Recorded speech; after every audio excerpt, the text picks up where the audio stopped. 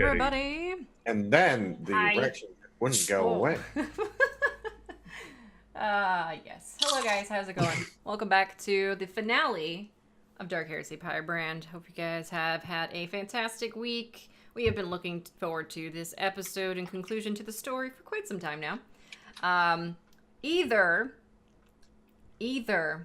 this planet will be destroyed. It will most likely be destroyed. Yeah, it will be. There's no sugarcoating it, guys. TPK. Well, except for Sybil, who will probably leave you all to your deaths. Peace out, bitches. Yeah. I mean, I'm the one. After all I've given you. Precisely. She's not really much of a giver. What can I say? She'll make sure your death is the quickest. Yeah, that's Wow, true. so kind. I'll make sure to pop one in your head before I leave. I just burn a fate The point ultimate and in turn it romance. into a chaos demon. Oh, fuck you. What is that picture you put up for in your place today? Actually, I'm glad you asked. So, once Yeah, you upon a look very time, CG. aka 7 years ago when I first made Sybil, I made a 3D render of her, and that's what it was. And I felt like I should honor her because 7 years later, I was finally able to play this character again in the second edition, and I was like, I feel very nostalgic today, so I'm gonna use this in place of my cam. Once upon a time when I did 3D renders. So yeah. Her face is Someone gets very sniped. clean for a 40k universe. Yeah, I I get that. 7 years ago, hippie. I know. Oh, 7. I'm I just have kidding. learned a lot in my lifetime of Before the art. carnage. This is before she's like just getting really well, started. I demand immediate changes I'm to sorry. your image. so- You're gonna have to put in a ticket for that, and it will one day be processed. I already did. I put 7 it in years 7 ago. years ago. 7 years ago. Sounds about right for 40k. I mean, yeah, it takes a long time for information to get anywhere. Yeah. Yeah. That reminds me of Hitchhiker's Guide to the Galaxy, where they have to the Gorgons. What race were they? I don't know. What? The ones that look- Vogons. the what? The Vogons. The Vogons, yeah, where they have like a bunch of fucking paperwork to do anything, and it sounds super annoying. Yep. Vogons, why aren't they not in Warhammer? Because there's enough shit in Warhammer to kill Yeah. anything. Right. Oh man. All right. Let's jump right into stuff. Get us started with everything, because we started late. Anyway, guys, let's just do a real quick round through the cast that we have here. Let's start with Sheepy. Who are you, and how much hell are you going to put us through today? I am Sheepdog, and I'm going to put you through 5 circles of hell. Not a lot. Yes. No more, no less. So we're not visiting the 5. condos? No, just Damn the it. like. Yeah. Yeah. Just the 5 layers. Yeah. I love their patios. I mean, I gotta sell them somehow. People don't visit the Sixth Circle. How the fuck am I gonna sell them, man? Truth. Speaking of Sixth Circle, Crazy Hippie has nothing to do with you, but I figured we just segue into that. There's a 6 in his name. Speaking about That's hell, true. hippie, hi. He's from the Thanks. Sixth Circle of Hell.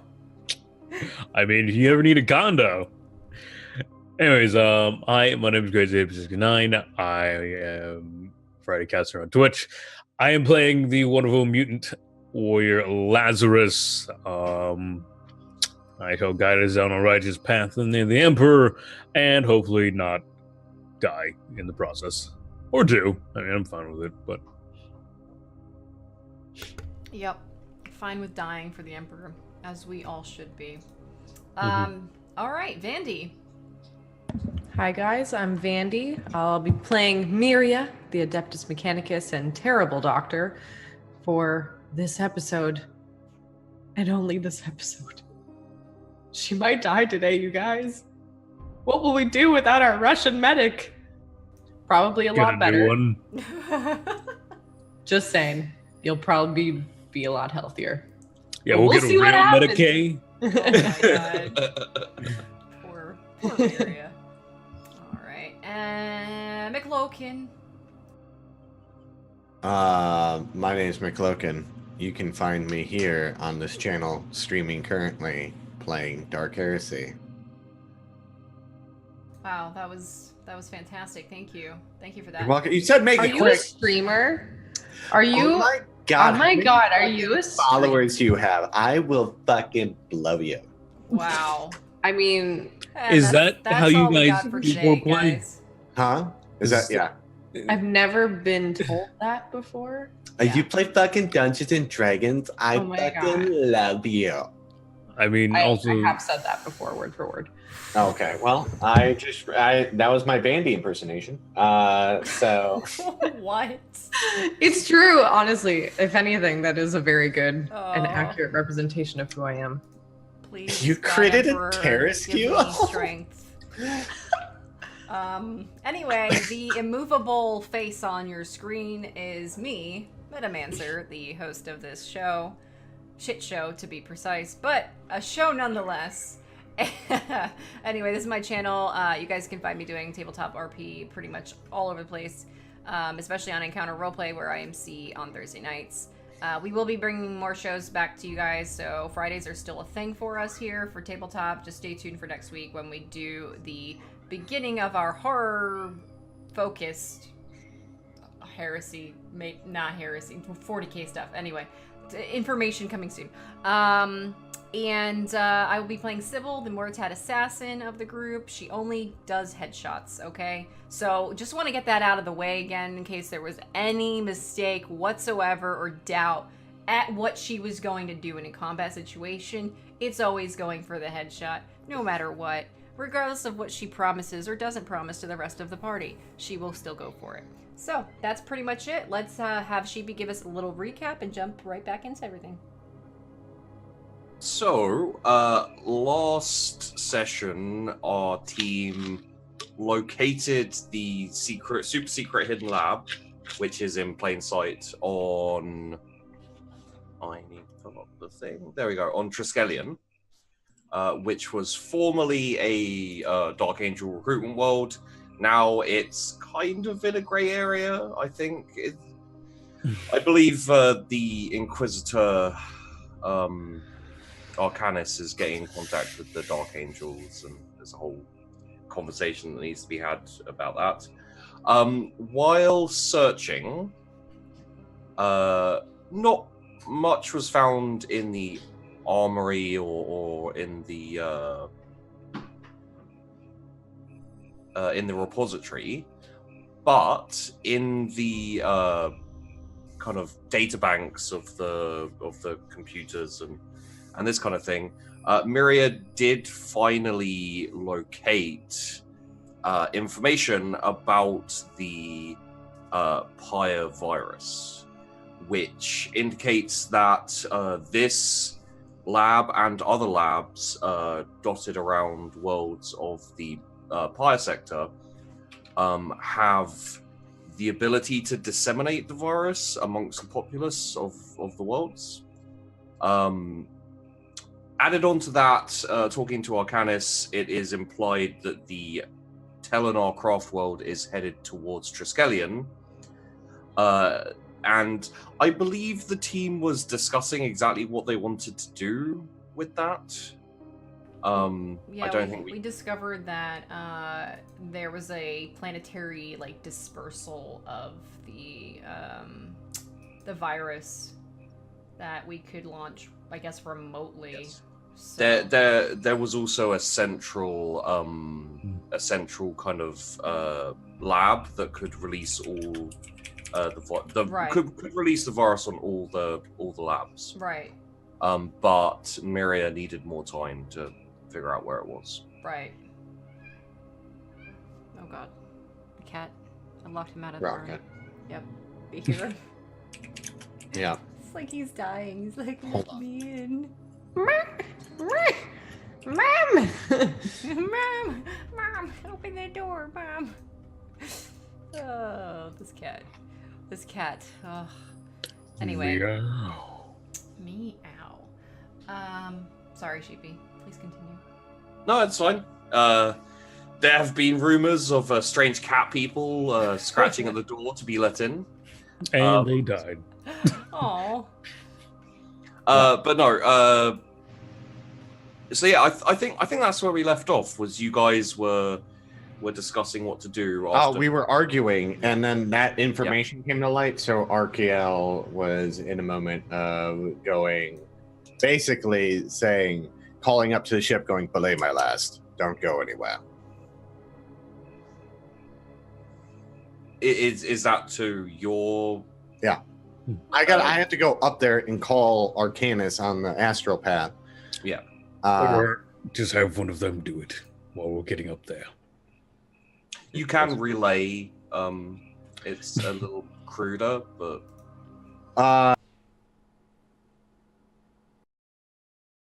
we'll wait because he's not going to get here anytime. He's not going to go into the warp, I think, to get here. So, but I think getting a message to him as soon as possible would be a smart idea.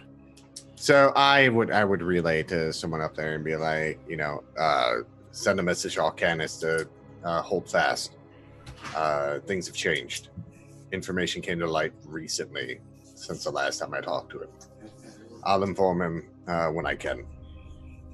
Aye, sir. And, Yeah. So,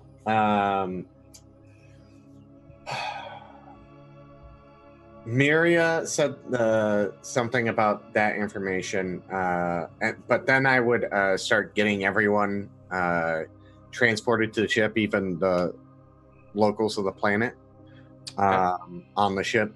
Now, the question is, what do we do with the fortress? The lab. Yeah, that thing. I still am parsing through the information. I'm trying to find a place where this virus can be released. Maybe this is the only way that the Telenar craft world is destroyed. But if you keep interrupting me, I cannot go and find this information. All right. Find out your plan. Let me know how long it's taking for craft world to get here, and I will meditate until on this information until I can find where this release lab is. How did a cat get in? Pretty sure. Oh, that's mine. I'm sorry. Actually, pretty sure we discovered it was on Exile. By the way, Ooh. No, that's we didn't. That's where the original virus was created, when it was a Eldar main world, a while ago. And that's where the agents of the Imperium went and stole the virus, and then they manufactured it to better suit their needs and fucked it up, and now here we are.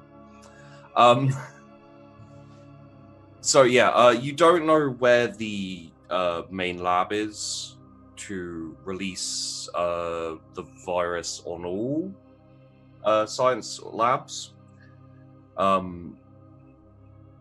You have okay. So one thing you would know, and one thing I'll tell you is the kind of way it disseminates the virus, turns it into aerosol, makes it airborne. It kind of spreads through the planet. Mm-hmm. If you were to take out the virus to use, you don't really, for example, with this craft world coming, you don't really have the time to weaponize it, to turn it into anything useful. So, aside from basically running up and smashing a vial on top of an Eldar head, taking the virus isn't going to be helpful. Particularly helpful.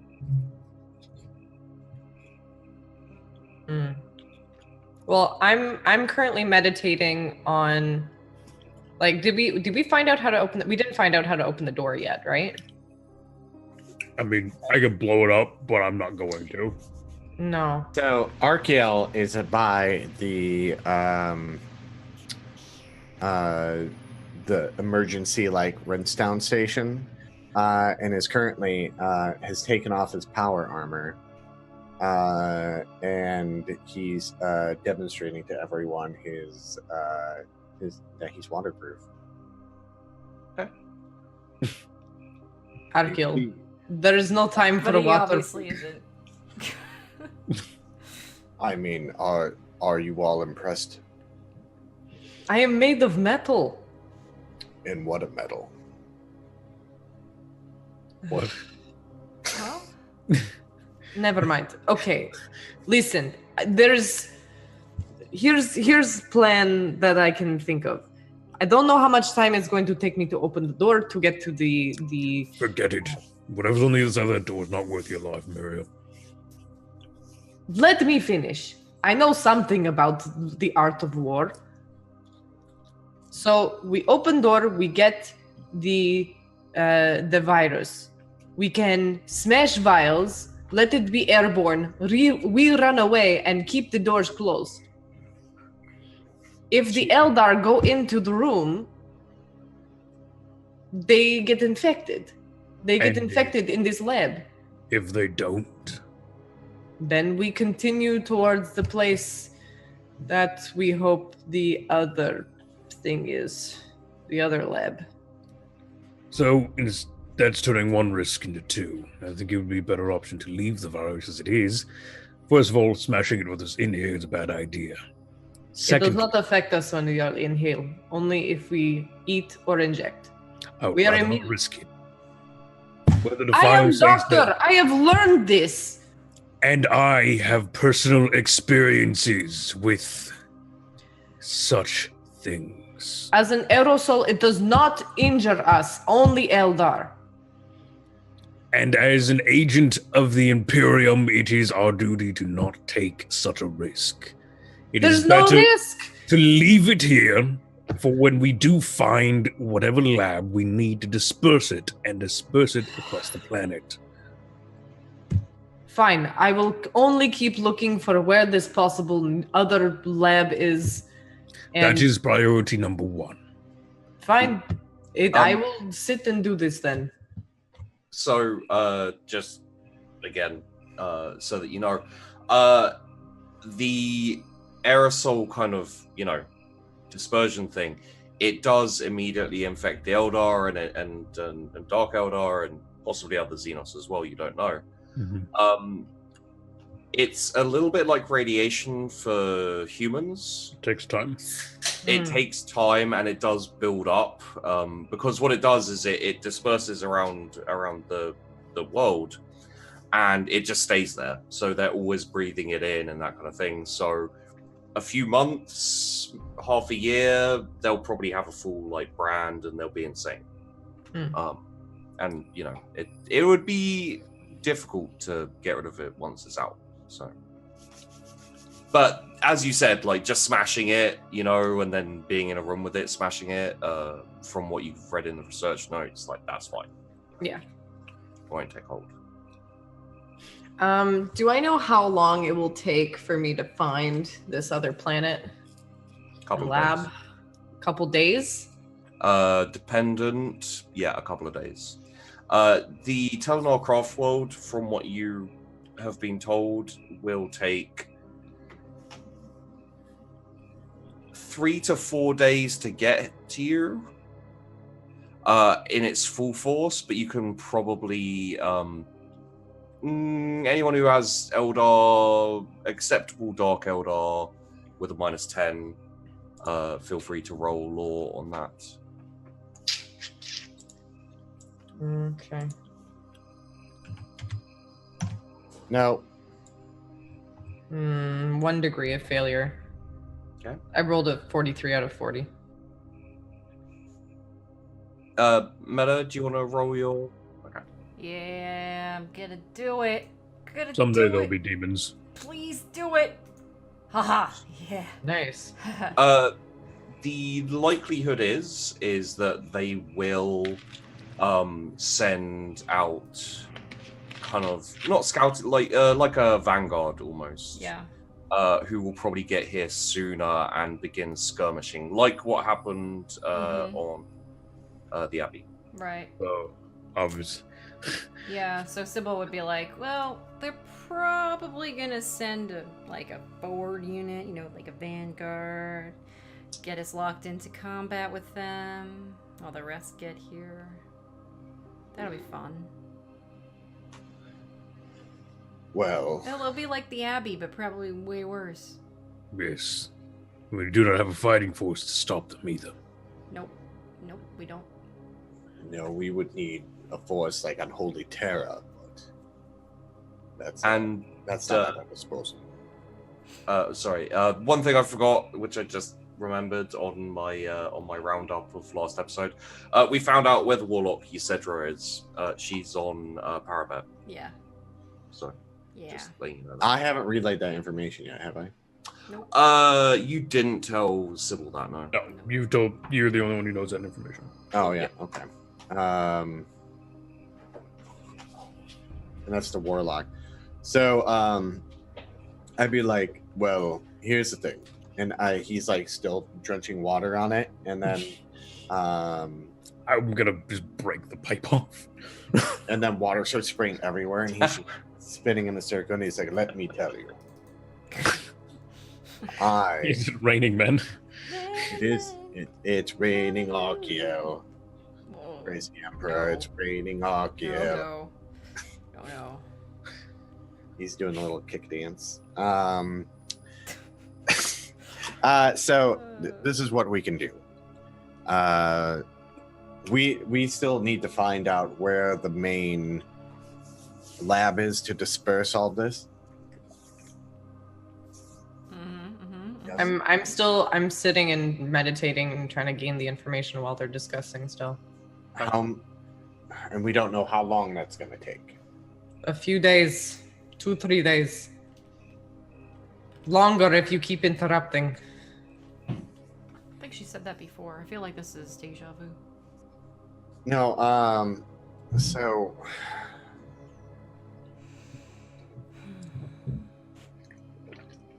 and that information was not on the Abbey. No. And if we stay here 2 or 3 days, we may end up dead. Yes. Here is my plan. We evacuate all of the people of Triskelion. We prepare the ships. I download the information solo. You guys are ready on ship. I take vehicle over to ship, immediately launch. I'm not leaving you here alone, Miriam. Then you can stay and drive truck. The problem is the cruiser will be destroyed Yes. as soon as the craft worlds, before it's even in view. As soon as they arrive, they'll blow it out of the sky.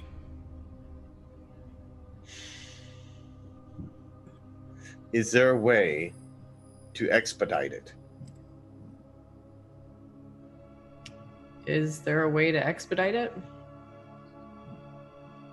Once you've found it pretty much depends like which labs you find, because you're gonna have to go through multiple labs and look into them, and so it's mostly going to be luck, really. Where have I discovered any other lab? You've got mention of extra labs, but it's not. But no other ones yet. No kind of like locations or you've seen mentions of worlds. So you've got most of the current Imperial worlds have been mentioned that there are labs on each of them. So Parapet, Trident, Abbey, Quarry, Kyrath, the Fold, Caduceus. Is there a way to extract the information that you are searching through and you can go into your coma state on the ship? You'd have to bring the entire thing, or the fortress, or the lab, or whatever the backup of the information is. It may just discharge if it gets released from the lab. There is a repository. I was going to say, There is? point me to a server room or something. If I need to tear things out, we will leave. So, this was mentioned last episode, but I'll reiterate it. There is a repository similar to what Maria used in the last lab, where she got all of her knowledge of basically everything. So that could be utilized again, but it will probably be information overload for Miria, and God knows what it'll do to the rest of you.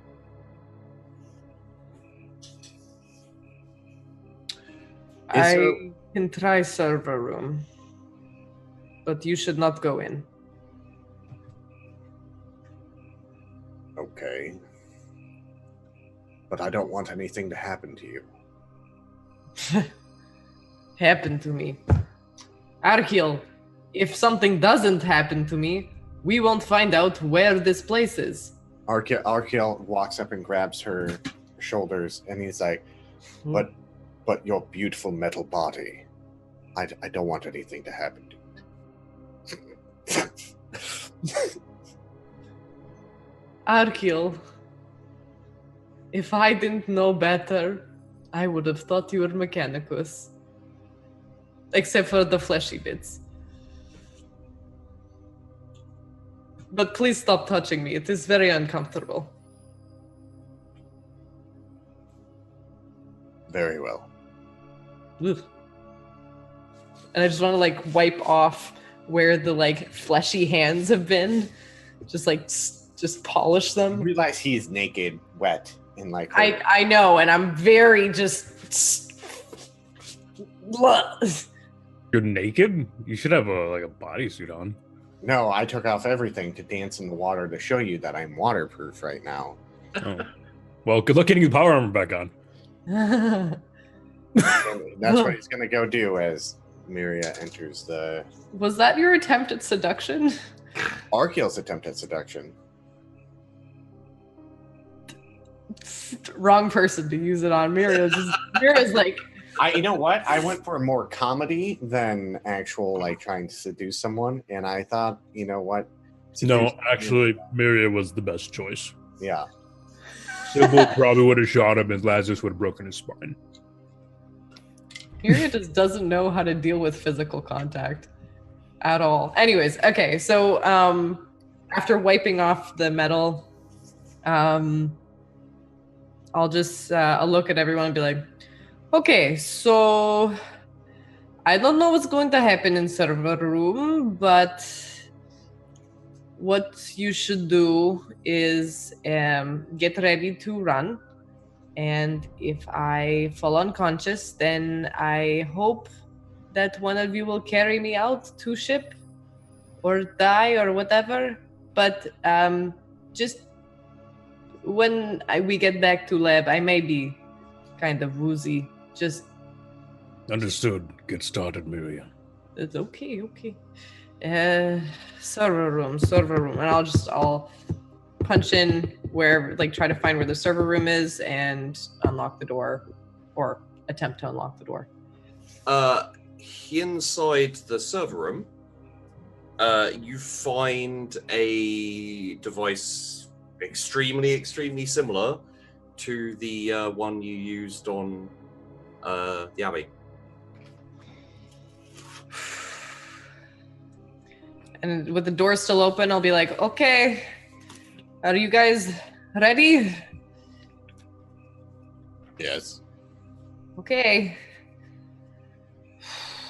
Barto, run for help if I need it. Make sure they know that if I'm not conscious. And I'll plug myself in. Just USB finger. Okay, so tech use roll. Okay. But you don't need to roll because I'm going to crit fail you.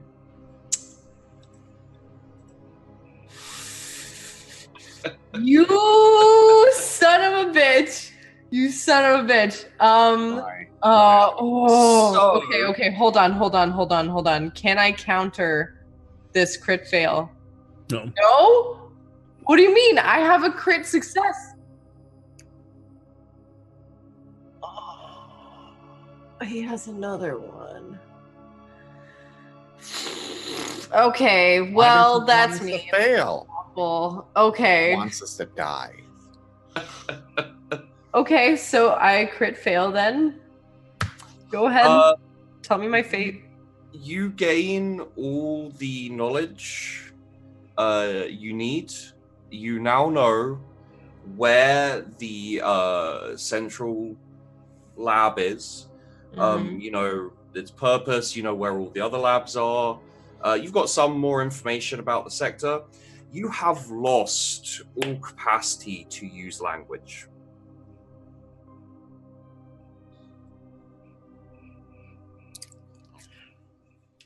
So,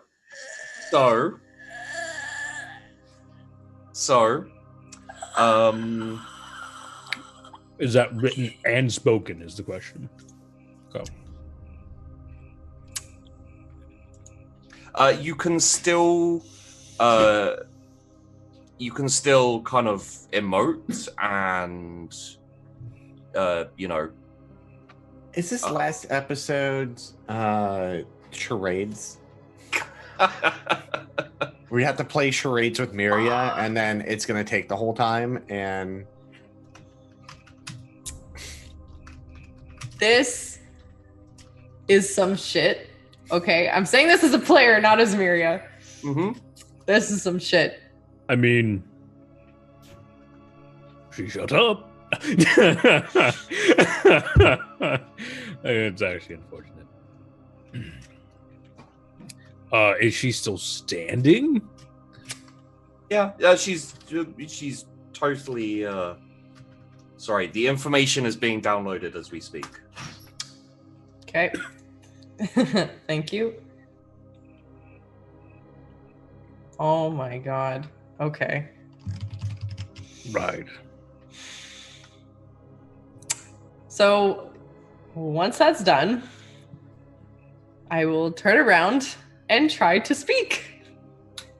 And I cannot.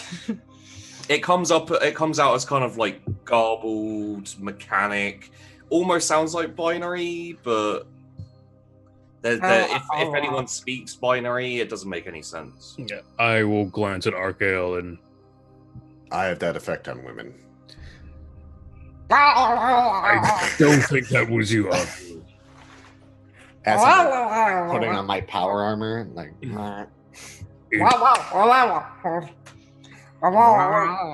Right.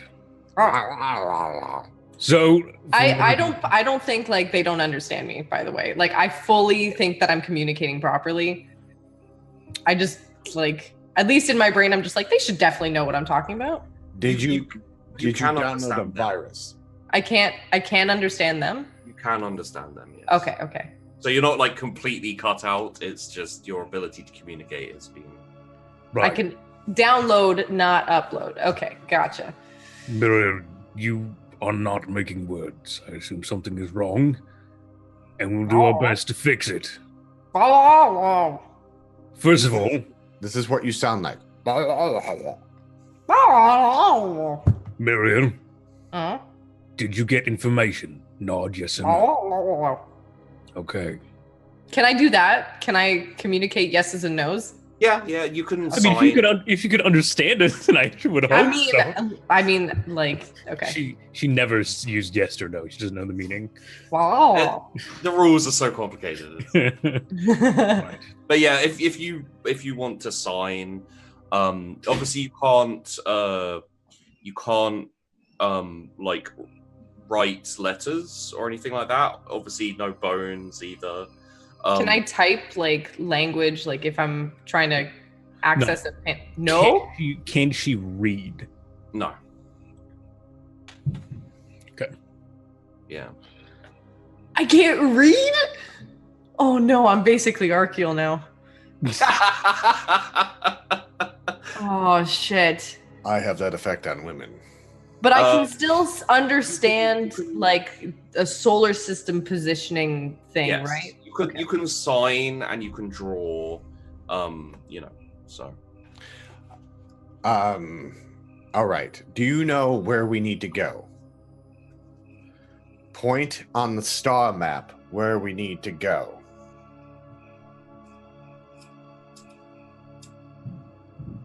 That's my finger. I'm scared now. I'm doing a big circle around. Can I say what it is? Yeah. Parapet. I'm doing a big circle around Parapet. Oh, that's convenient. No demon right. planning. Well, we have to go to Parapet. Right. Well, then we're leaving. Parapet? Yes. Parapet. Weren't there orcs there? There was, and now there's nothing because we blew it up. Oh, But I forgot this information because of what? the craft world approaching. And I'm just gonna clap my hands. Information about do you what? remember the first person who destroyed your cloak, Sybil? Excuse me, they did not. That was a series of unfortunate events that had to do with an Do explosion. you remember who caused the series of unfortunate events to Yes, destroy me. you? Wasn't it Sybil? Yeah. We could walk and talk. That's fine. Oh, okay. Is that okay? Well, we're walking and talking. No, we're running. Did you get dressed yet? Please tell me that you got dressed. Yeah, no, he's in his Okay. powder armor. Right. So Wait. What? Here's the thing. Okay. What do you get? Could you just be direct about whatever you're trying to say? What I'm trying to tell you Mm-hmm. is that there is a warlock there, Ooh. and I'm assigning you a mission to assassinate that warlock. Well, I already had that mission, so that's like twice that I've been assigned that mission. That's great. So double the points. There's no point system. I That's not don't. how How do you guys assassinations know work. who's better? The number of people that we kill and the complexity of such kill. Obviously. So Technically, Mania's points goat is Yeah, two up on you. Just don't even talk about him. It's like blasphemy to say his name in front of me. His name's not stricken from the record. It is stricken from my record. Oh. Well, that The shall Emperor not be spits on named his as name. two up on you. Yeah. Yeah, he's not. You're gonna just stop that right now. We're not gonna even talk about it. We're not gonna even acknowledge.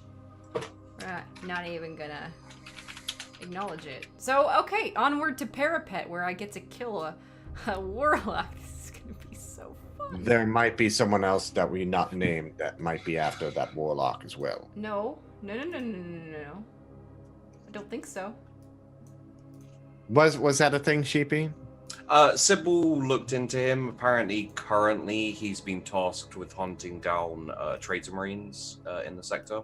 Okay. So it's unlikely he's there unless the Alpha Legion operatives are also there. Yep. Cool. Okay, great. This sounds like a fantastic plan. Miria's not talking anymore, so it's like the Emperor just smiles upon us all day. I feel like this is gonna be a good day. Oh, did I say that out loud? Whoops. Yes. You can sign, so if you want to give her the finger, yeah, there you go. Oh. Love the mechanic is having emotional reactions. It's so human. Well, let's get out of here, and when we get on the ship, we can go have a meeting with the astropath. With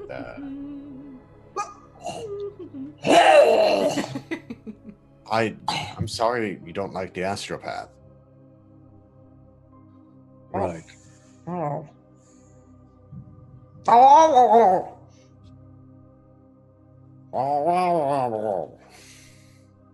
right, if we're done with whatever that was. Yep. Yes. This is the price you pay for taking shortcuts.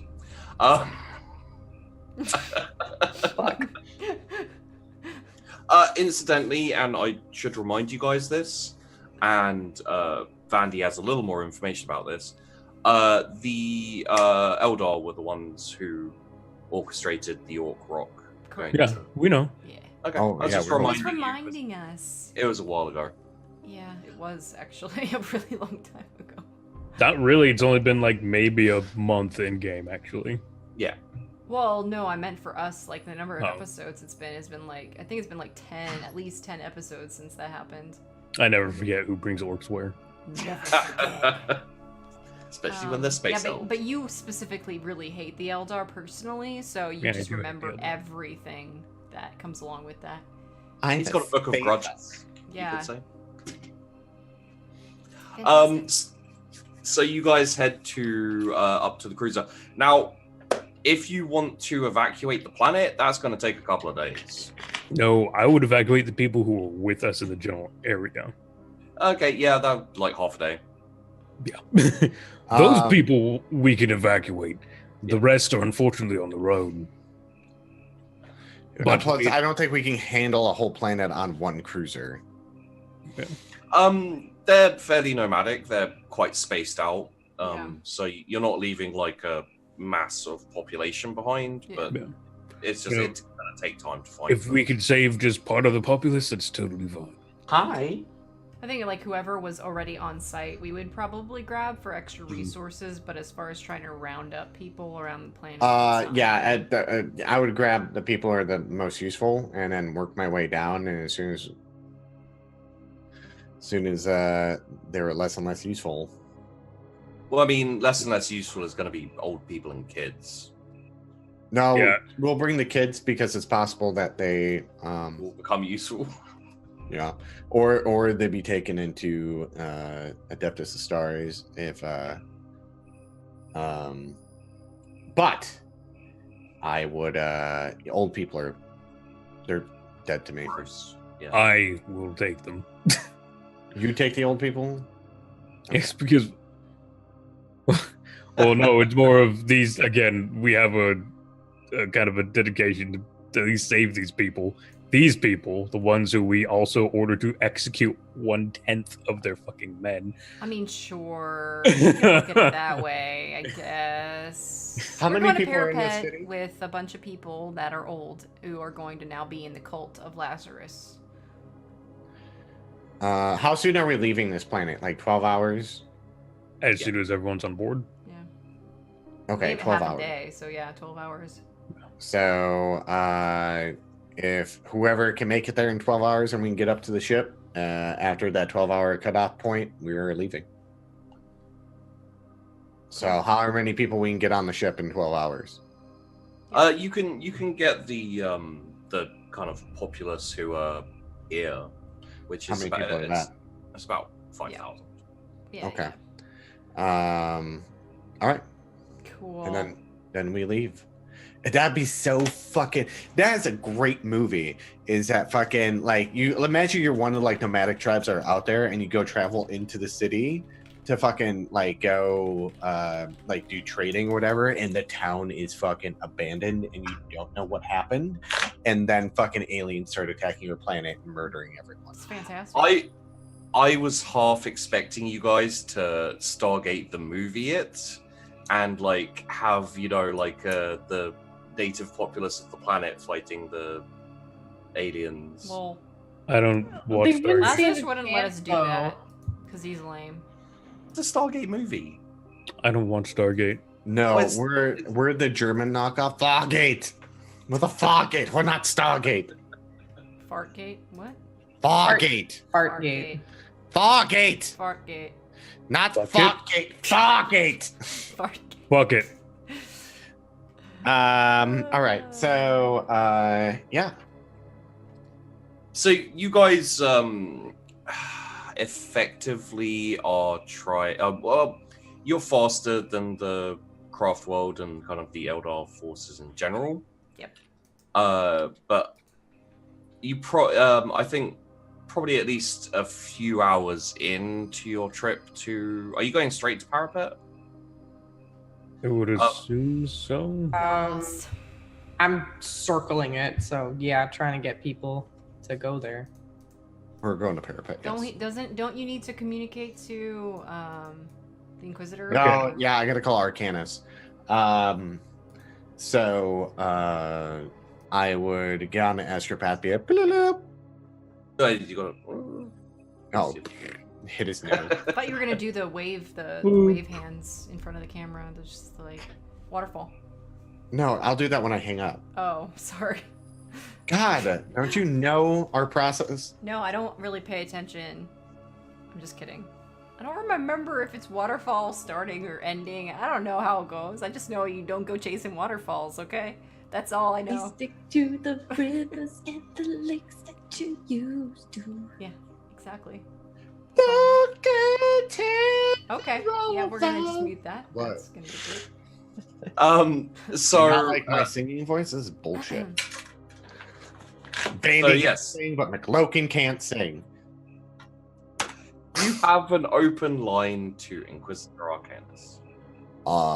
Inquisitor. Inquisitor, go ahead.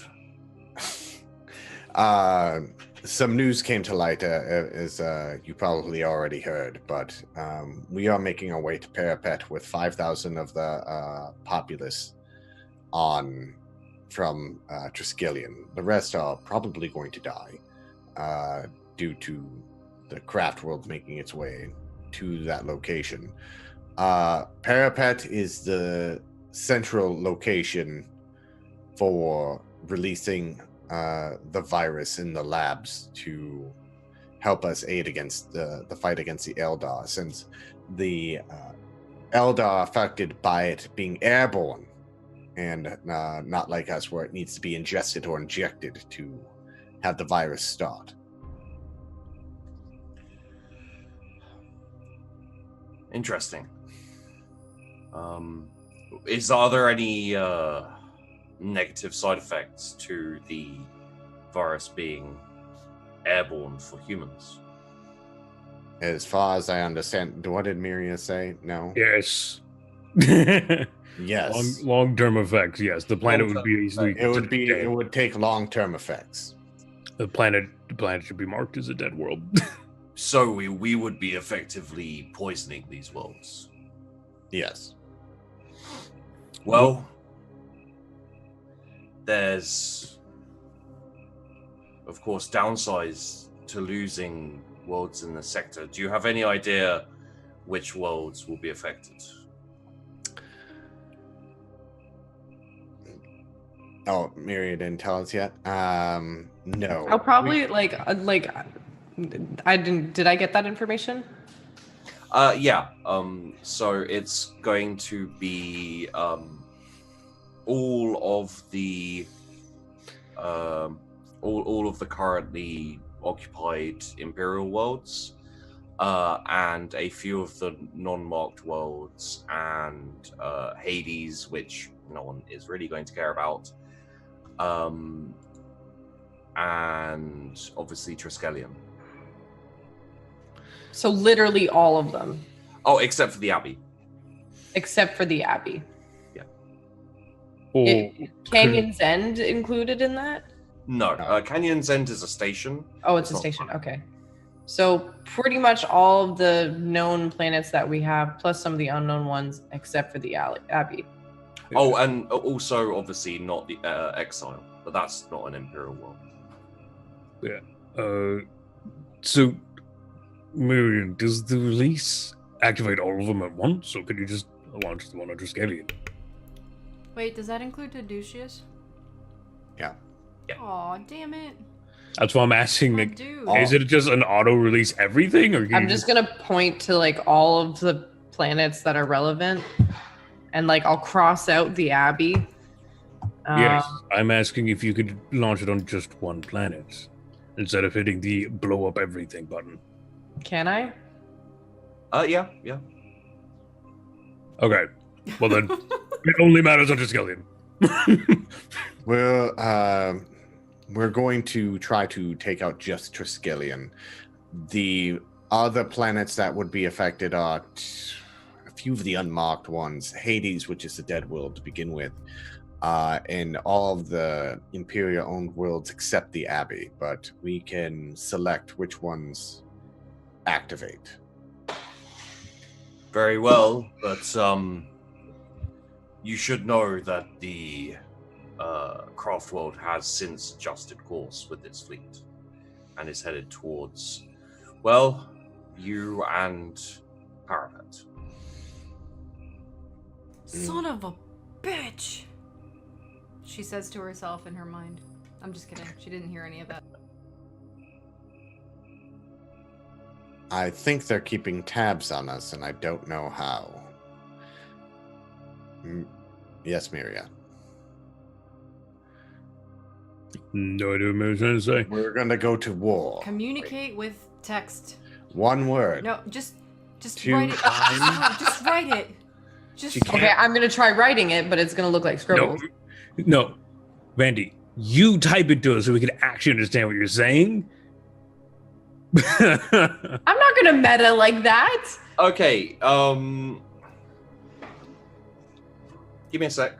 Let's see if doing we can. charades now. Yeah, I Yeah. can't meta like that. I can't express Okay, language. Charades harder. So, Yeah, unfortunately, we can't get any information from you. Miria, give me a logic roll, and anyone who would like to try and figure out what Miria is charadesing, also Okay. give me a logic roll. Great. Oh, I'm good. very I'm- not strong in logic, but I'm gonna I'm do it. super good at logic. God damn it. Logic is really not my Alright. forte. Okay. So Wow. how did you I'm- roll that? I am going to allow that for Arkiel. Arkiel, Okay. you That's understand, even though Miria failed, that's Oh, such wow. a good roll, it So can't be badly. wasted. Yeah. So yeah, I refuse to waste that roll. That was a great roll. I rolled a 3, and I had That's to insane. get below a 5. So That's let's insanity. do this. I just tell Okay. me what it is, and I want to act this out because this is epic. Okay. All right, so I'm trying to communicate that we should ask him for backup to send backup to Parapet. So I'm trying to like You want them to send backup from Parapet to Oh. Parapet. What the? How Yes. did you get that from that? Well, obviously, she's like, oh, Oh, it must be Backup. that like weird emotional moment Back- you guys had together before. I get it. That's fine. It happens have- to everybody. It's totally natural. I just want to throw up a little bit of like oil or something. there's some fleshy bits that Miria does like. I mean, This you what? know what? It's fine. I'm not gonna say anything about that. Okay. Well, if they're making their way to Parapet, is Parapet one of the mocked planets that where we can activate this virus on?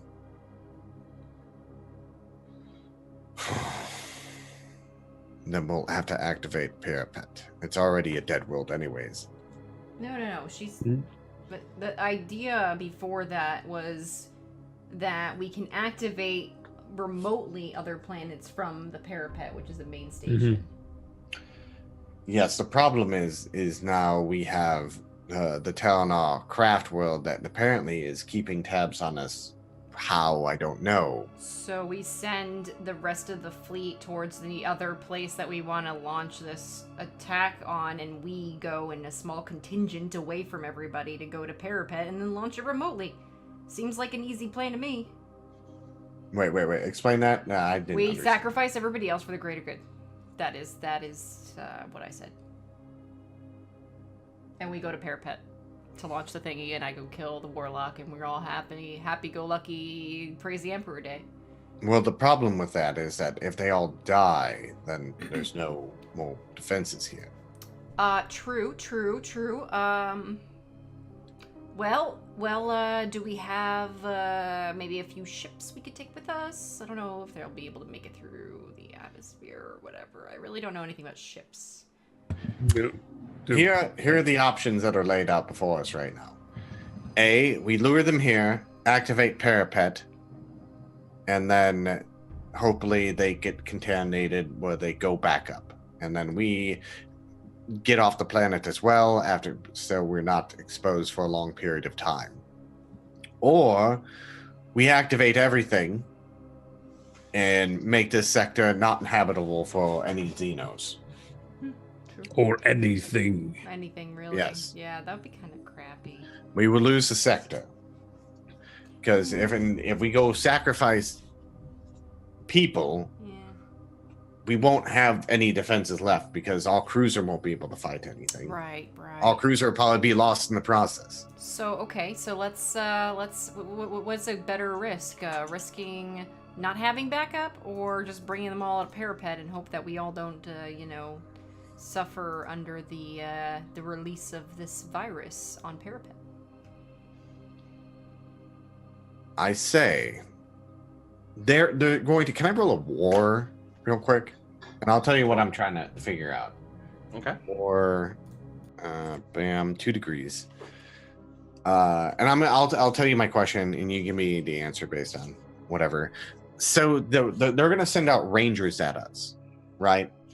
And if we expose Parapet, and they send the rangers out there, they get exposed to it airborne, and then they may get freaked out and run back to the craft world, and then expose the rest of the craft world, possibly. I don't know how contagious it is compared to the Eldar. Yeah, I was actually going to ask, most Eldar were rebreathers? Yeah. Does it ignore that or not? It doesn't ignore that, no. Okay. So it would take time. Which is good. Which is it's good and bad because an Eldar strike force consists of more than just rangers. Yes. Oh yeah. Also, the retinue of a warlock can be fairly interesting. Yeah, generally including Wraith Knights. Yeah. I mean, like, it's not a great situation to be in, whichever way you look at it. So, I mean, it's like kind of like, what's the best option out of the shitty options?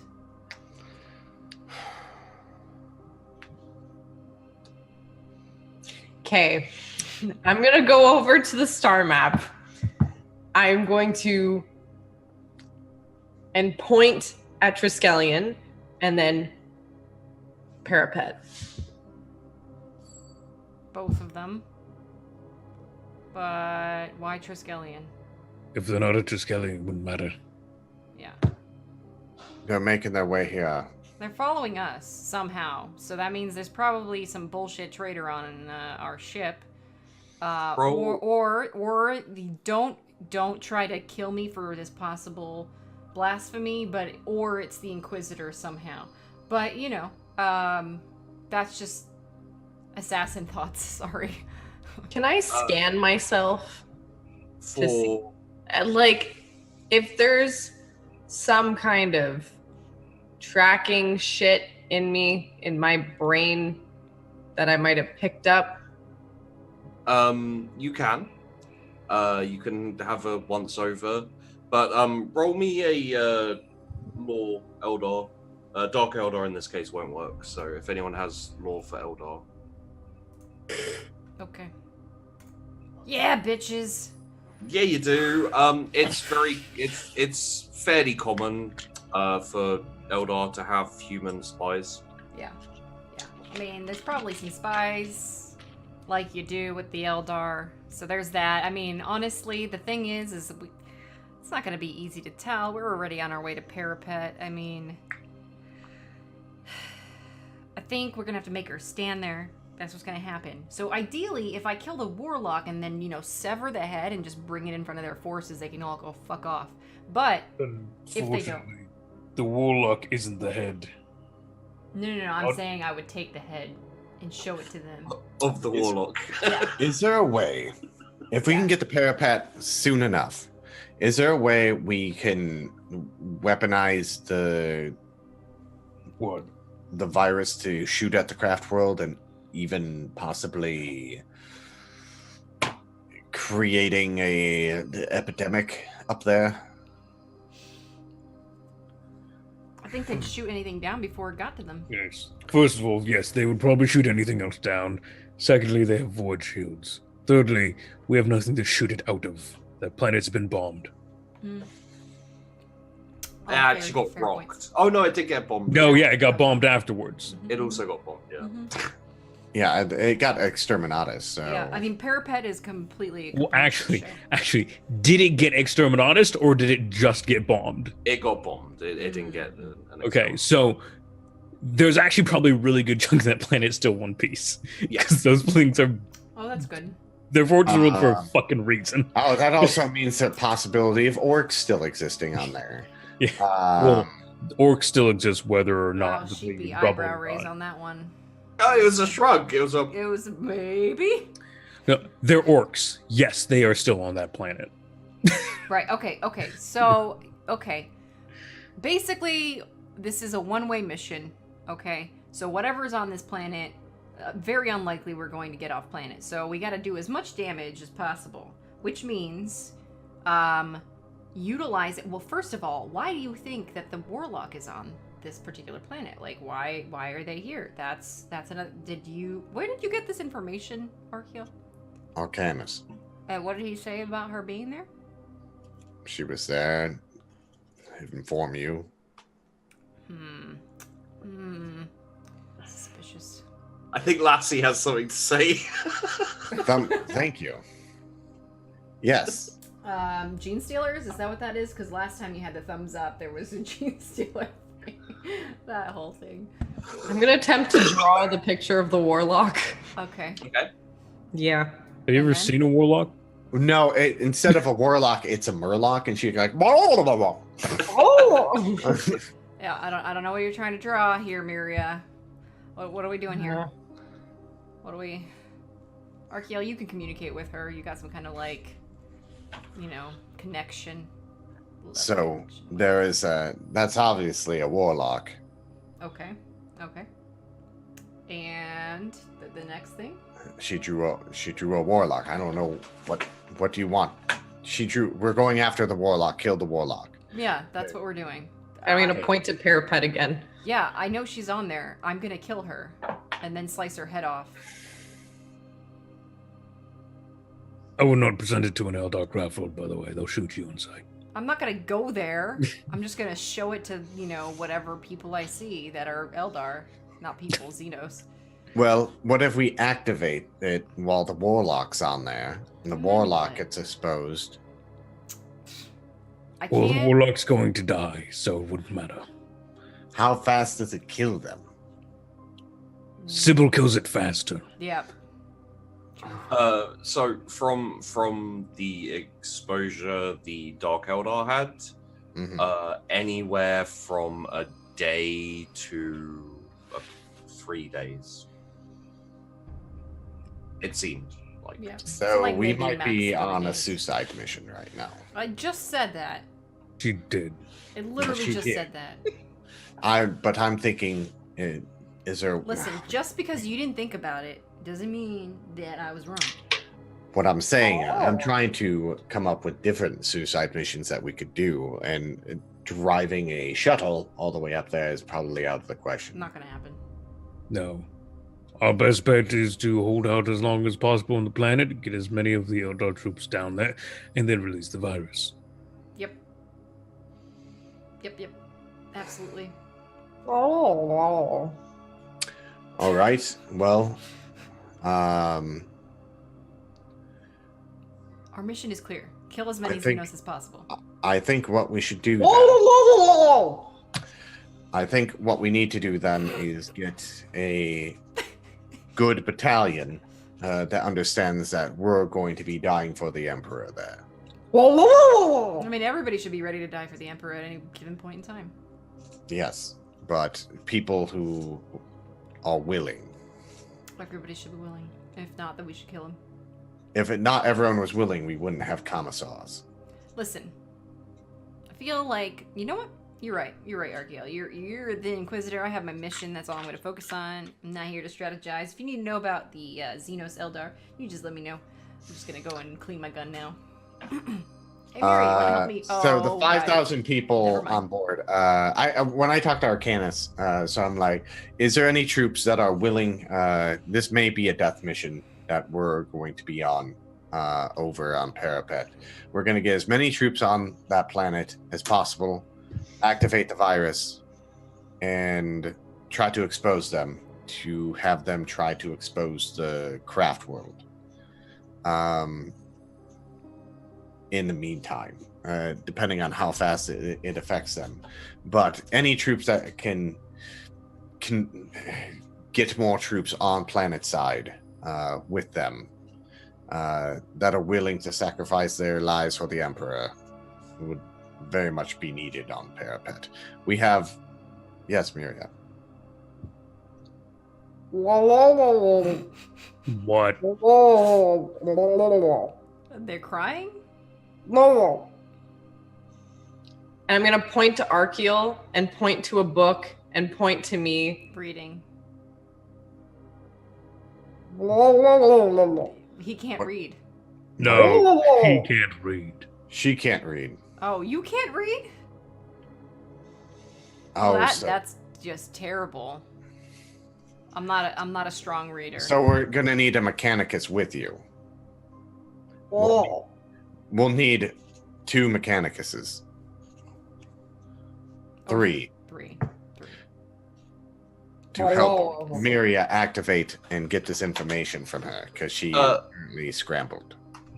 Miria, give me a.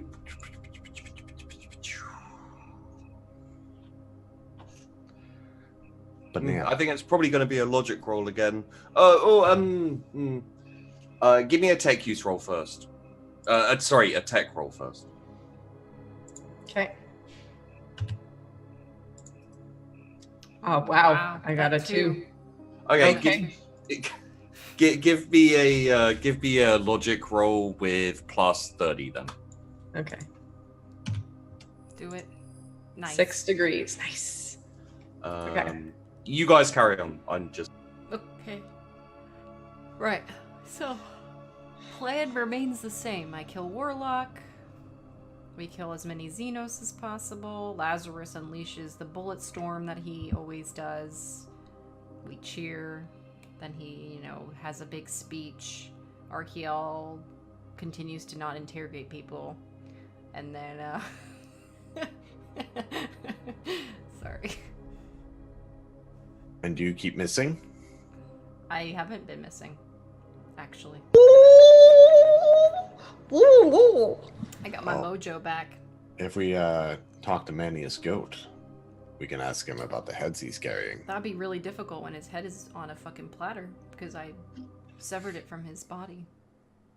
Put it between the other Xenos that he carries on his body, not rightfully his. Well, And that's the last time I want to hear about it. Else I'm probably is going to be. Well, Lazarus, do you want to give a speech to the troops that we have on board? Let them know.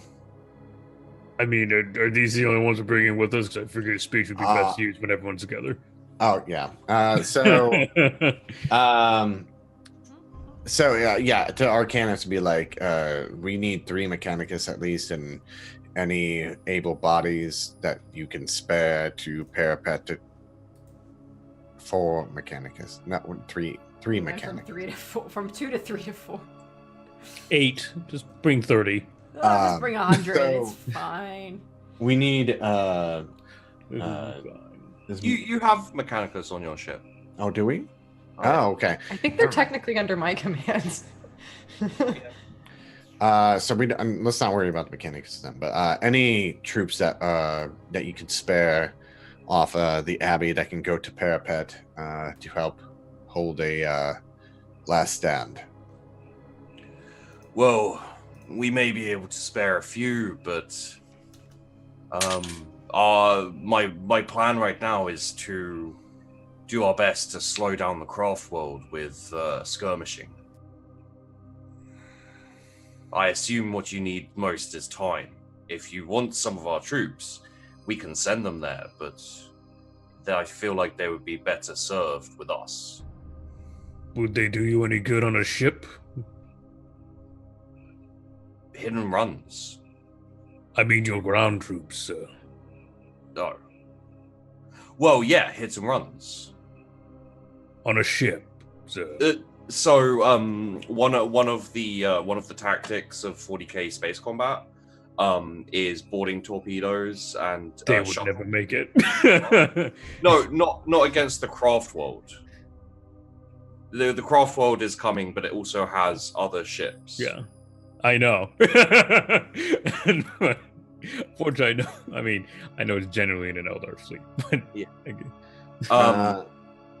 So like basically to lay out fairly simply the plan that Arcanus has is to hit the sides of the fleet in hit and runs, with kind of like lightning strike sabotage missions and Right. you know. Well, then, can we get your troops that are not trained in space combat? We can spare some.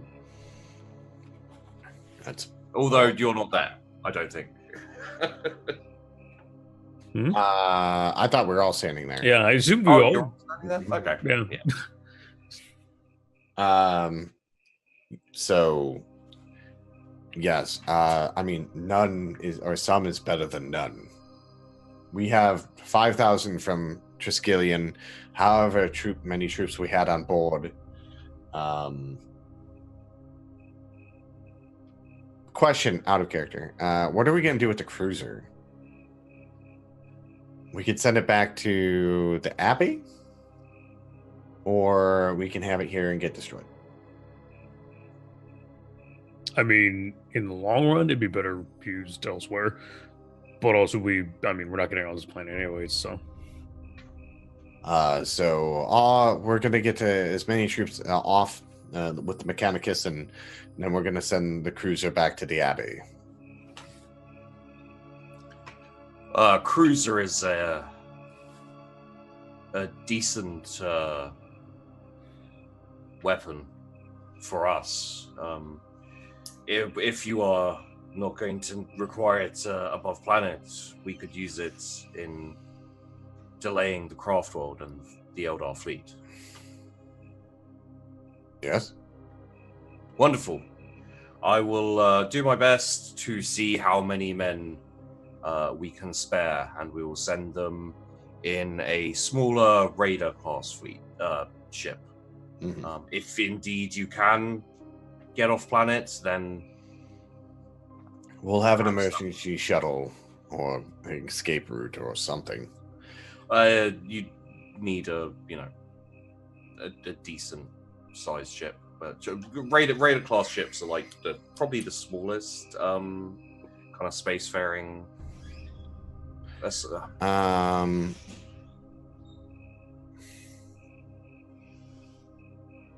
We could do what we did, is have a hide in a nebulous cloud, but it depends if we want to either send it. I'm kind of opening up to the table as well. Should we send the cruiser with them, or should we send or hide the cruiser with us, and then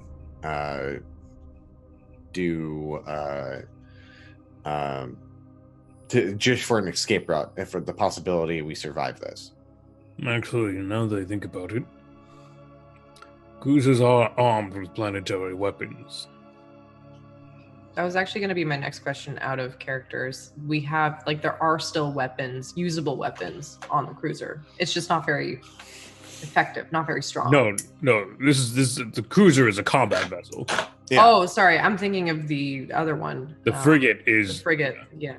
But a cruiser is a combat vessel. Yeah. Mm-hmm. Okay. It wouldn't be wise to put it up against a craft world because it would just die. Yeah. No, but it would be wise to use it for orbital bombardments. That's true. But I'm afraid it's going to get destroyed if it comes out and does an orbital bombardment. We're not getting out of here anyways, Akil. It can also run interference. If the craft world and the main fleet is delayed, but some reinforcements make it through, or they send ahead of Vanguard of whatever.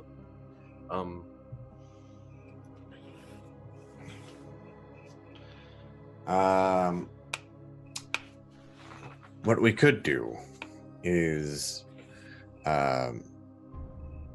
hide the the cruiser, and if a vanguard shows up, report them, do bombardments, and then from there, keep it hidden and doing strike and run maneuvers on whatever shows up.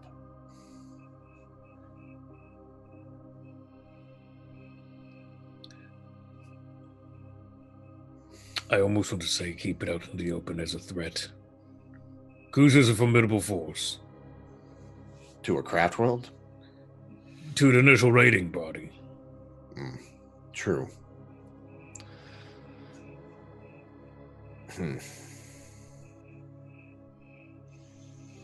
Also, depending on how they're getting their information, they very well may know where the cruiser is when they arrive, whether we hide it or not. Yeah, that was what I was gonna say. What I would, if I might, offer my personal opinion, is just use the cruiser to give us more time, because Miria's gonna definitely need it. Exactly. So send them off with Alcanis then. No, keep it here on the planet. Okay. Yeah, to put some dents into the raiding party, because let me tell you what, they're coming for us, most definitely. Plus, it gives me more time to go and see if I can't find that warlock. Just saying. Also, we have to take care of whoever's relaying information to the Eldar. Impossible to find. That is not something we need to worry about. I want to interrogate someone. Archael, you'll be dead by the time it happens. Well, all right. We'll keep the cruiser by us and cause interference. So, no, Alcanis, you don't get our cruiser. Very well. As I said, I will see what I can do about sending troops to you, but we do need we will need all ships. That's fine. Just tell them we got this. So, I think unless anyone needs to discuss anything or do anything, Face waterfall. yeah, you guys get to the to Parapet in reasonable time. Mm-hmm. The craft world's still fairly far behind you, so you've got, depending on how well Arcanis skirmishes and does his job, you could have as much as a week before they get here. But that's very optimistic. Right. Question. Do power suits, are they environmental, or is that just only for the Astartes? Only if you're wearing a helmet. Okay. You'd have void suits on the ship. Yeah. Which are Okay. just kind of spacesuit type things. Yeah. Because I have a rebreather, so that might actually save my ass out of this. So, huh? I was just gonna say it wouldn't be a terrible idea for you guys to take like rebreathers or Gas something. masks? Yeah. I've never taken one off.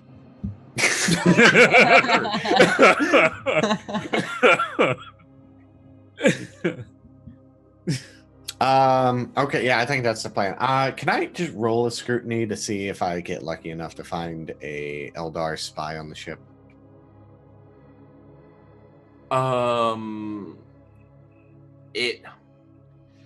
So the rolls are kind of like, I have to set the difficulty, and if you get a degree of success, you succeed. So it's unfortunate you don't have a crit success. I'd have to be like, I think like minus 60 to the roll, which might just be impossible. I mean, also, why would you be looking for it? Like, why wouldn't, like...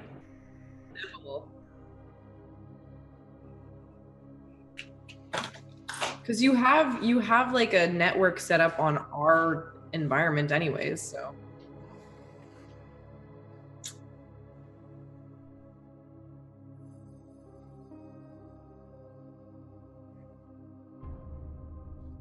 Sybil, find the spy. It would also, like, at this point, you guys are kind of up over planet. It'll kind of distract from the whole everything else of things. Like, even with a successful roll, it would take time. So, I mean, it's up to you guys if you want to go. I don't know. Does Sybil have something else she needs to do on board? Not on board, no. But... I mean, it's going to take us like a little while to get back over to Parapet, right? No, you're at Parapet now. We did the... We jumped. Well, yeah, we did a time jump. So at this point, then, I'd make sure everyone has rebreathers or gas masks, depending on what they want to do. Yeah, I don't know. I don't know what I would have done in this whole time. So, okay, prepared the troops and being like, "Yep, I don't know how many rebreathers are on board, but rebreather is a basic kit for Imperial Guard. Okay, so everyone's got rebreathers. My question is, how together is this planet? Like Forge World, because it's Forge World. If it's in Exterminatus, then it should actually still be in pretty good condition. Fortress World. Yeah, it's a Fortress World. Oh, I thought you said Forge World. No, I may have on accident. That would be fun. No, but it's a Fortress World. Yeah, so. it's. I mean, there's a giant crater or two in it. I mean, that's from a rock. Yeah. That's from a planet hitting a planet. Yeah. It's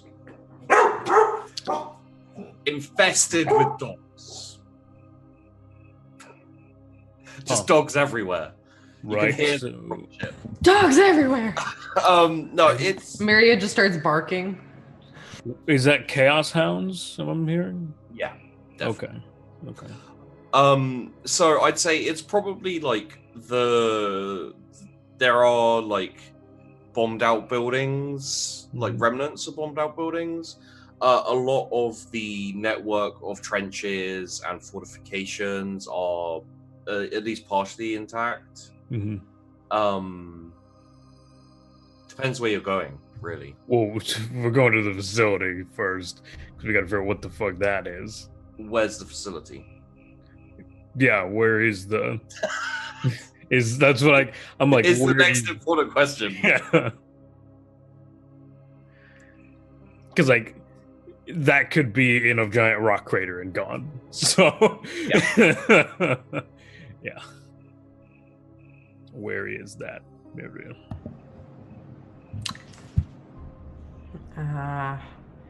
We don't have a map of Parapet, do we? No, but you should be able to plug in and pull up the planetary map. Yeah. Oh, okay. There you go. I'm going to pull up the planetary giant map. USB drive. I'm gonna plug in the USB drive and I'm gonna look up at the map of Parapet and scan the planet and just look for the big hole. Miria is pointing at the general edge area of where the rock fell. Okay. Is that where the thing is, or she's pointing at a giant hole? Seems to be indicating yes. Okay. Well, then we're going there. Is there a place to fortify at all there? Yeah, there are lines of trenches and remnants of fortifications all over the world. So, okay. Is there any planetary defenses left over? Not really, no. I mean, the better question actually is, can we get a scan for orcs on this planet? Can we? Yeah. Can I get any information on that? But before we do that, should we take a break? Sure. Yeah. Absolutely. We're going to take a 5-minute break, guys. We'll be seeing you soon. to where we will make our final stand against the Eldar. It's gonna be fantastic. Stay Hey. tuned. We'll see you in a few minutes. Bye-bye. Toast, everybody is Just all do it. like, go, go, go, rush, rush, rush. Oh, wait, we're switching on. No, this is good. Please continue. Okay, so the difference between East Coast and West Coast people. East Coast people going all the time, super rushing, like always high strung, traffic everywhere, but like everyone hates So everyone. is West Coast.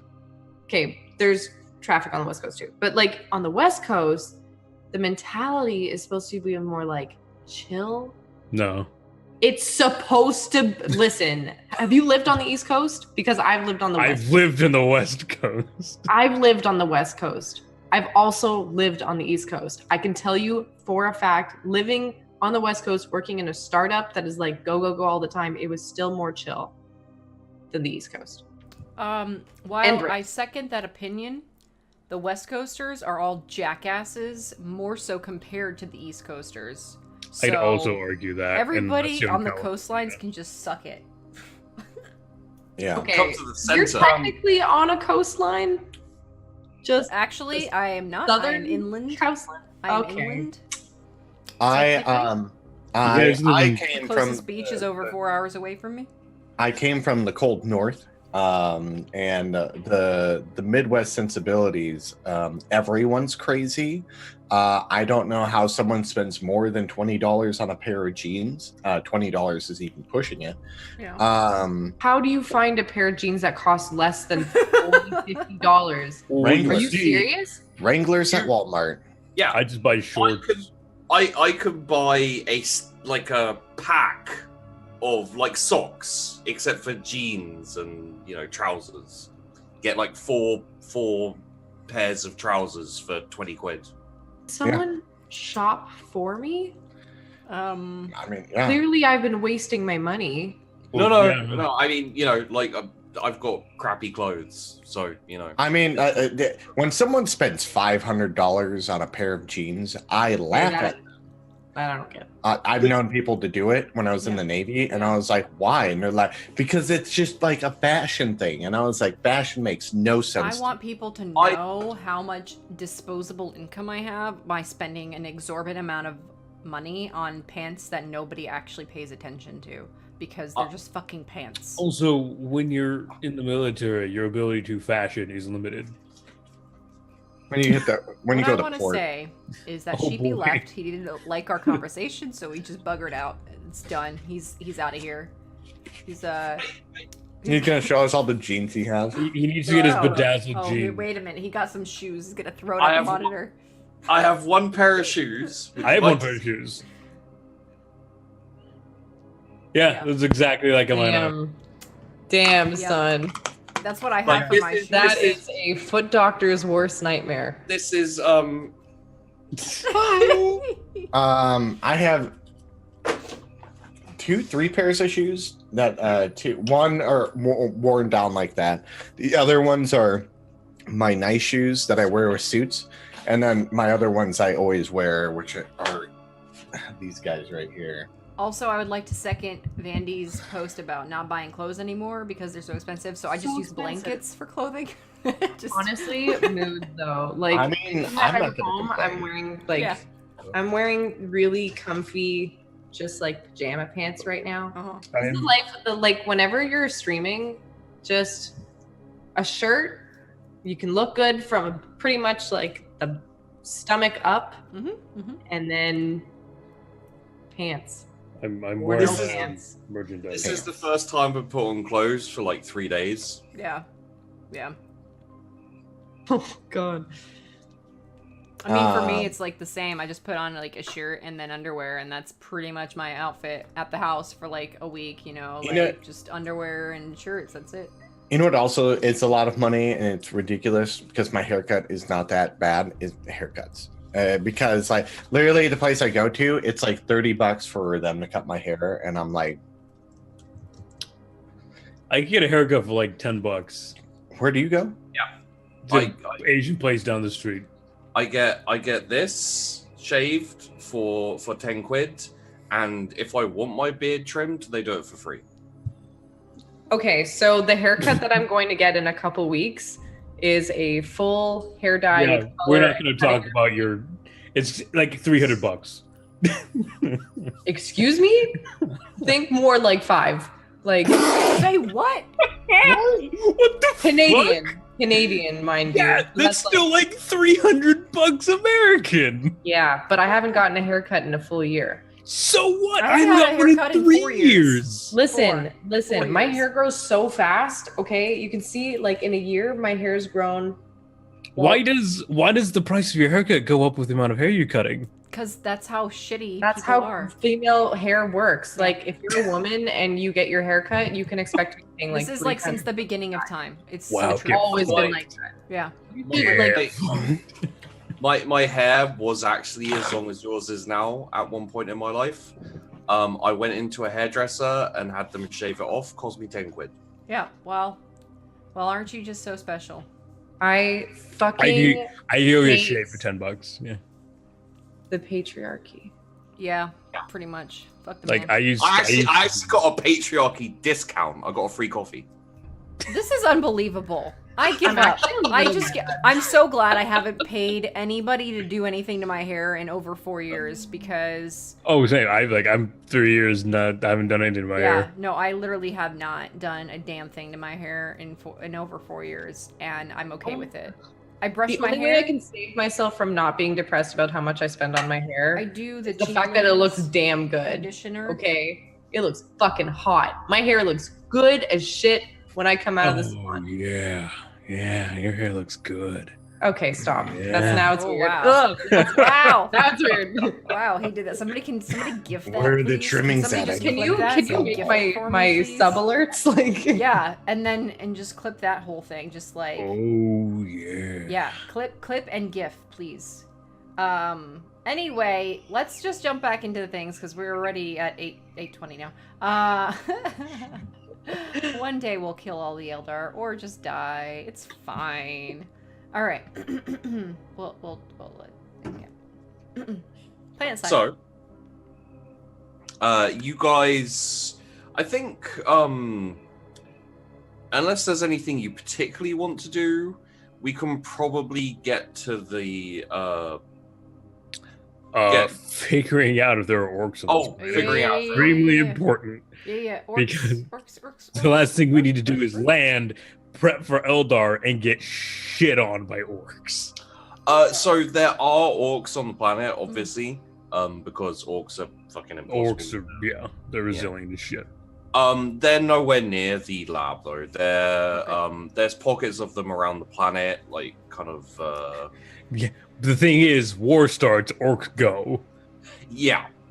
So there's orcs on this planet. We can use that to our advantage, right? We hold off in a fortress.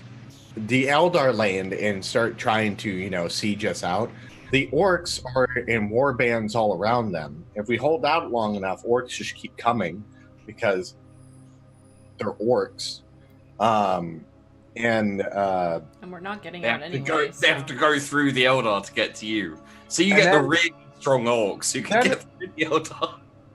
Yeah, and then we can see if how the orcs get affected by the virus.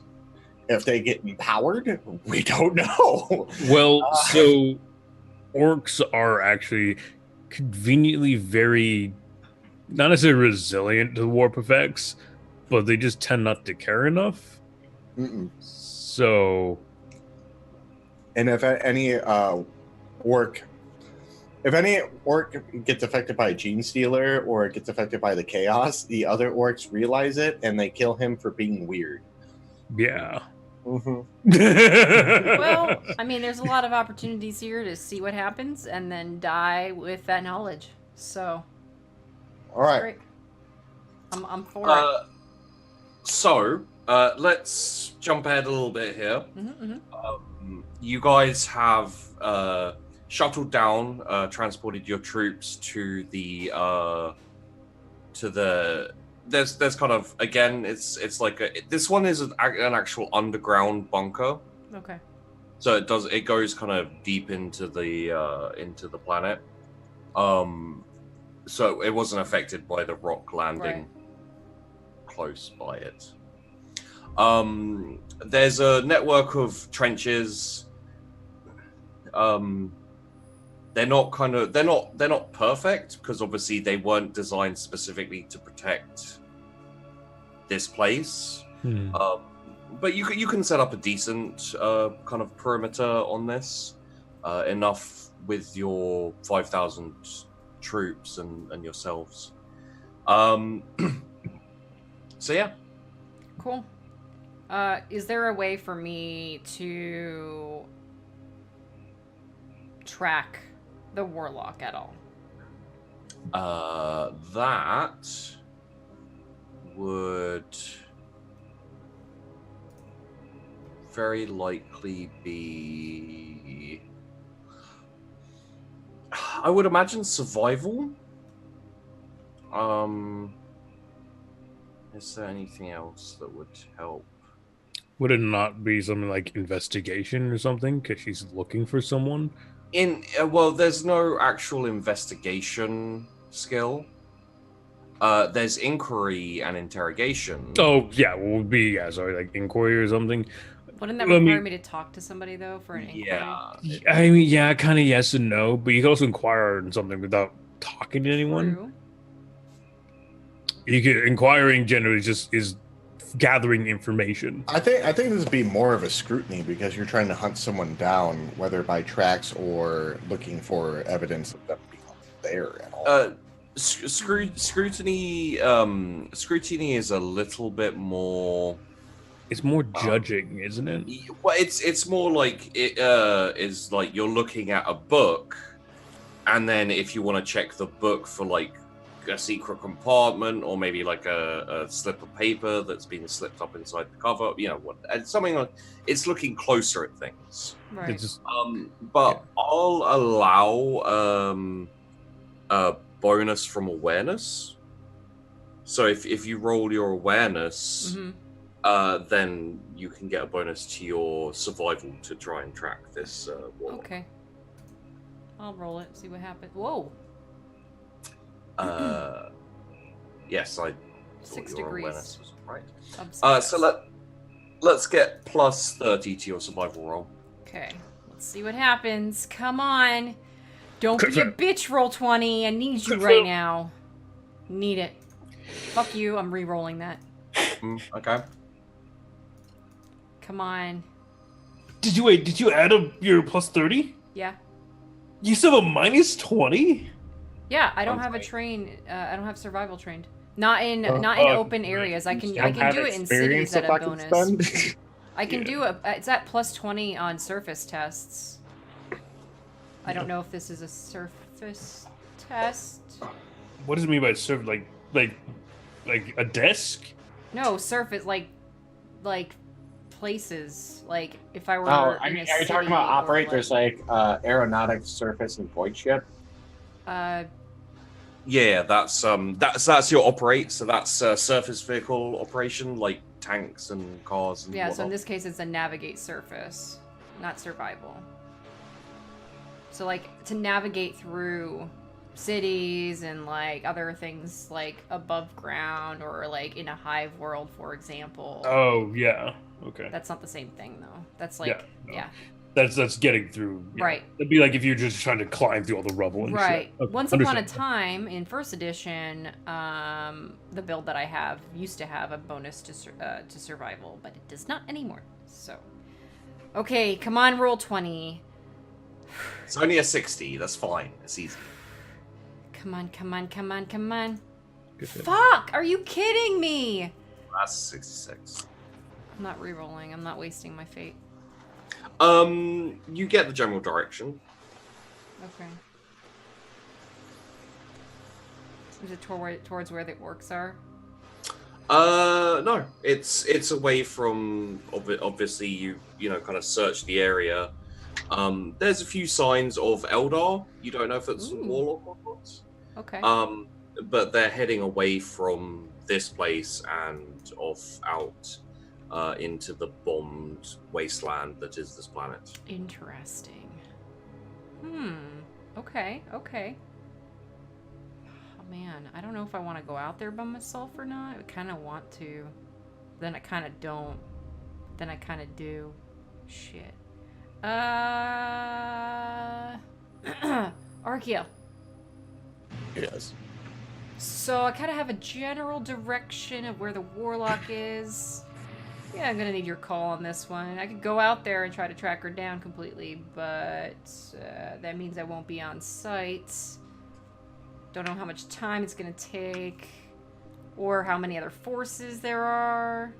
Yes, if you get caught, you're on your own. Well, out there. yeah, I mean, I'm used to that, though. You know, about not getting caught bit. You have a mission, right? Well, yeah. I'm just kind of confirming with you, like we talked about. We need the warlock dead. Right. Okay, got it. Huh? Do we need a warlock dead? Warlock can do a fuck ton of damage if it joins the forces. It's most certainly not their only warlock, though. Oh. But one less warlock, definitely good. And then I can track down maybe the other ones Right. that are I'm already just here. confirming that's what we wish to do. It's up to you guys. I mean, well, it's up to Archeo ultimately. If you want me I'd to say- focus on this, I will focus on this. There's not much for you to do here right now. Also true. You're better taking out any sort of leadership they have. I think right now we're just going to be fortifying. Last time we fortified something, you took naps all day. Excuse me. They were meditative states of mind. You were snoring. She was also recovering from an arm wound That's and a true, recent too. surgery. Yeah. All right, I'm gonna go kill stuff now. Okay. Vox me if you need anything. We'll let you if I get know. captured, I'll just kill myself. So don't worry about that. I say, kill the when the warlock is dead. I mean, Back here. unfortunately, when it comes to Eldar, you may not have the chance to kill yourself. Well, I mean, yeah. I'll find a way. Sybil will find a way. It's fine. Also, be careful of orcs. Right, the orcs thing. I don't really know much about orcs. I just know to avoid them, and that's Yes. it. That's it. Yes. Thanks, you too, Maria. What Maria said. May the Emperor go with you. Thank you. Thank you. I'll see you guys soon. It'll be fine. I'll bring the head. We're good. You may not get there. I'm gonna point to the rock again, and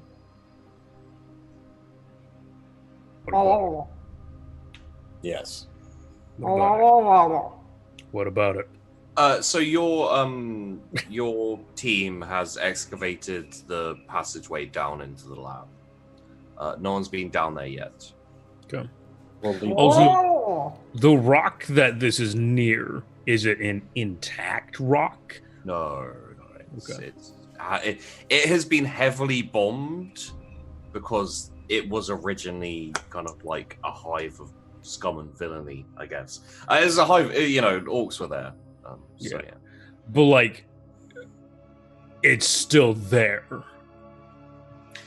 Yeah, I mean, it's you see the remnants of it. Yeah, it's not Okay. like intact orc rock. It's broken apart, mostly destroyed, abandoned. I don't take a single word of abandon when it comes to orcs to light. I mean, that would be a little bit like being like, oh, I walk into a tomb world. Well, there probably aren't any Necrons. Orcs abandoning scrap is a funny joke. So I guess I would tell people to start fortifying up here and like getting trenches built in areas around the thing that we excavated. And Are then- there bodies? Like, because we left people here. Oh, you didn't. Yeah, you left. We left a good amount of people on this planet to fend for themselves. and we're back. Around this area, there isn't. Okay. On your trip, there was. There aren't bodies around the rock area because a rock hit it. Yeah. A lot of stuff got like vaporized. And Yeah. there's some dust flying around. That's probably people. Okay. I mean, it's good to see the fruits of our labor. You guys have had a great influence on the sector since you got here. Yeah.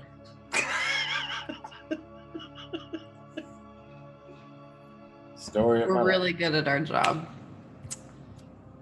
Well, to be fair, the job you were given, you have been very good at. You have investigated the sector, you found a lot of things out. You've just also made a lot of things worse in certain ways. Couldn't be my fault. I mean, I'm just a medicus. Yeah. I mean, any of your surgeries made something worse. Just give the Eldar bucket legs. That would be pretty dope. So I would imagine at this point, with the lab being, the entrance to the lab being excavated, is Miria running down? Miria's Yeah. going. Miria's like, yeah! Ooh, ooh, It's just turned into Zoidberg. ooh. So yeah, you head down into the lab. Are you guys going to go with, stay up? I'm mean- going with. I'm going to be helping with defenses, so Okay. I'll be there.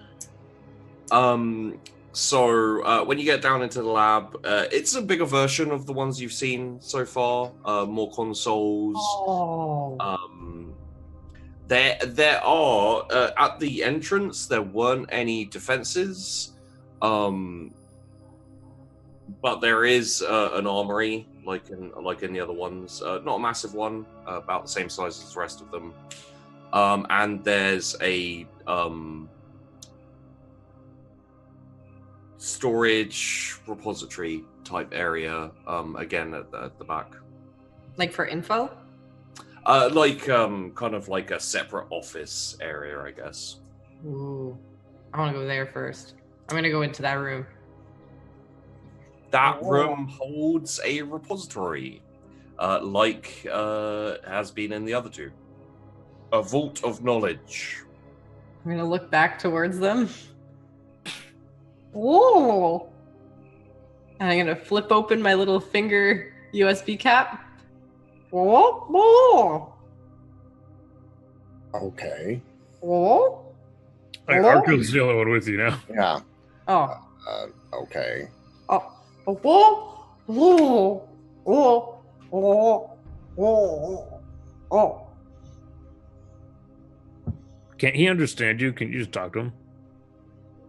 Is I don't that know, is that can he? something we figured out? Is that archaeology? No, that was a one-off. Oh, okay. Charade Fine. thing. You're going to put your finger in the hole, Oh, then take a nap, then go drive a car, oh, oh, look through the periscope of the car, and then fly away. I'm like pointing to him. I'm like, oh, Yes. I'm driving you. Where am I driving? oh, To the plane. oh.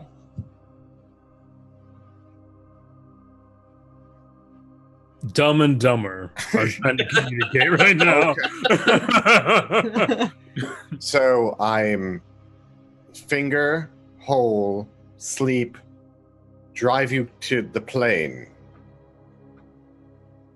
Oh, and I'm just gonna like go ahead and stick the USB in. Roll me a tech use. Okay. No Come. crit fail this time. Unless, of course, 3. Unless, of course, you actually crit fail. No, I can't. No. No. Yeah, so the information is extracted and uploaded from you. You have regained the use of language. Yeet. Yes. Oh. Yes. I'm going to miss not being able to speak language. What I don't understand. You got a gesture with your hands to. I don't You understand. actually understand her now. I know. Oh, okay. What do you mean? You do not understand the words? No, I am not speaking garbled nows.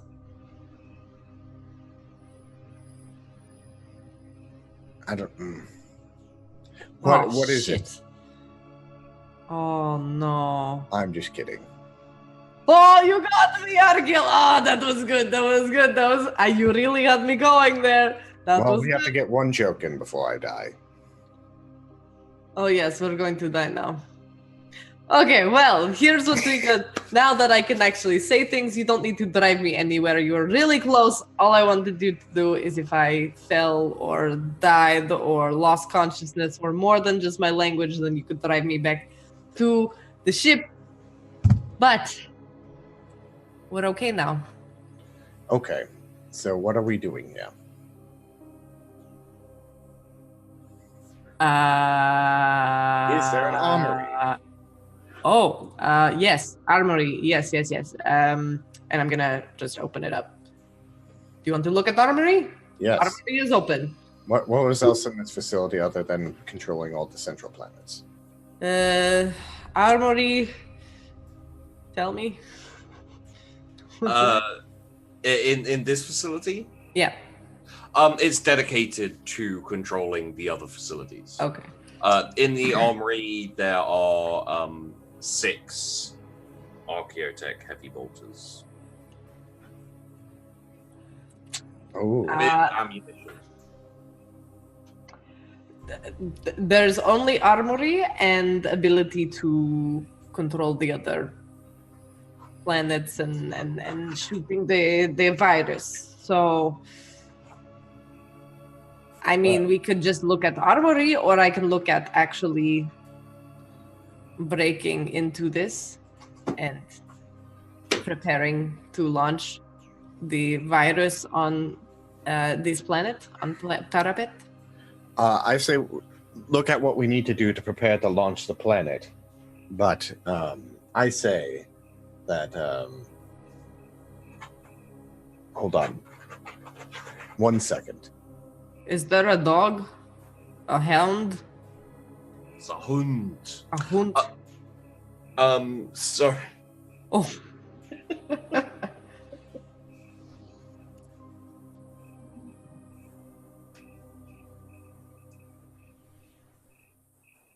Your cat followed you here, and he was scratching on the Why did you put Barto outside? Because. So, let me try to figure out what we need to do to launch here on Parapet, if it's easy, or if there's anything we need to activate. And then I would get on the Fox and be like, Lazarus. Yes. We have 6. Lazarus, I can talk again.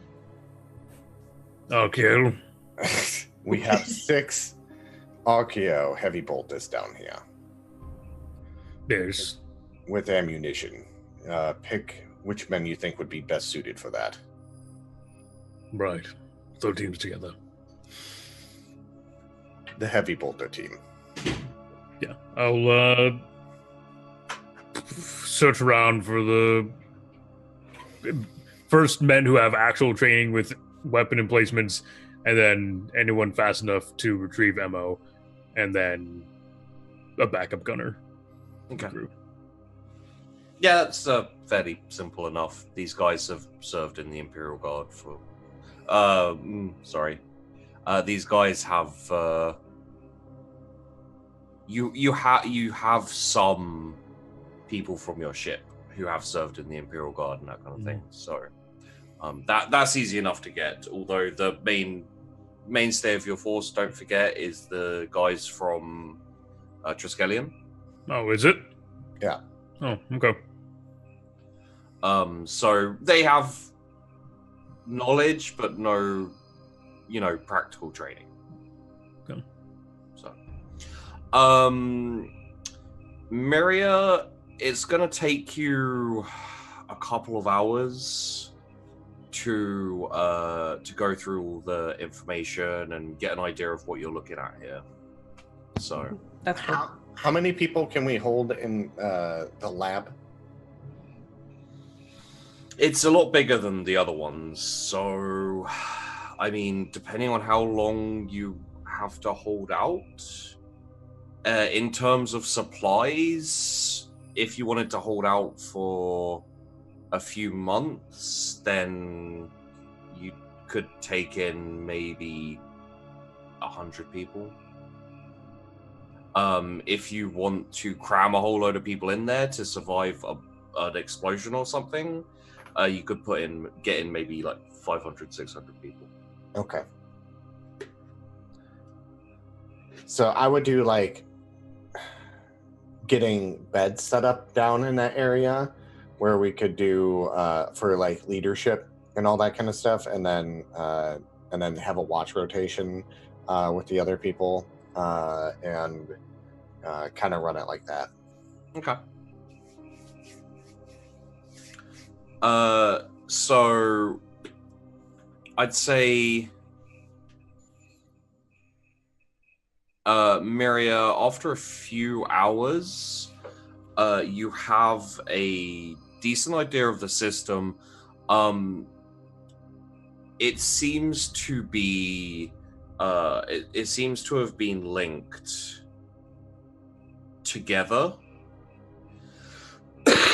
so that the activation of any one lab will activate all other labs. Oh. This isn't how it was designed. It seems to have been tampered with.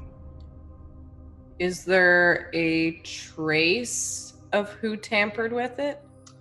You can easily guess that it was Inquisitor Rosencrantz, because Fuck. she was the only one with knowledge of the lab, and she was on planet at one point. Crap. Okay. Well, Inquisitor Rosencrantz and assistants, because she Yeah. wouldn't have the particular knowledge to do that. Is there a way to undo it? You could interrogate Inquisitor Rosencrantz. Isn't she Find dead? out that yeah, someone killed her. It's a low blow, my friend. Low blow. You need time. You need a couple of days. A couple of days?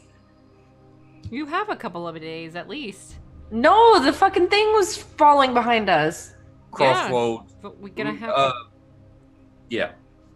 So it's possibly going to take about. You guys have been here for going on a day, probably in total. So you've got maximum 6 days left. More likely, 2 to 4 days. Okay, I'm gonna start undoing it. Okay.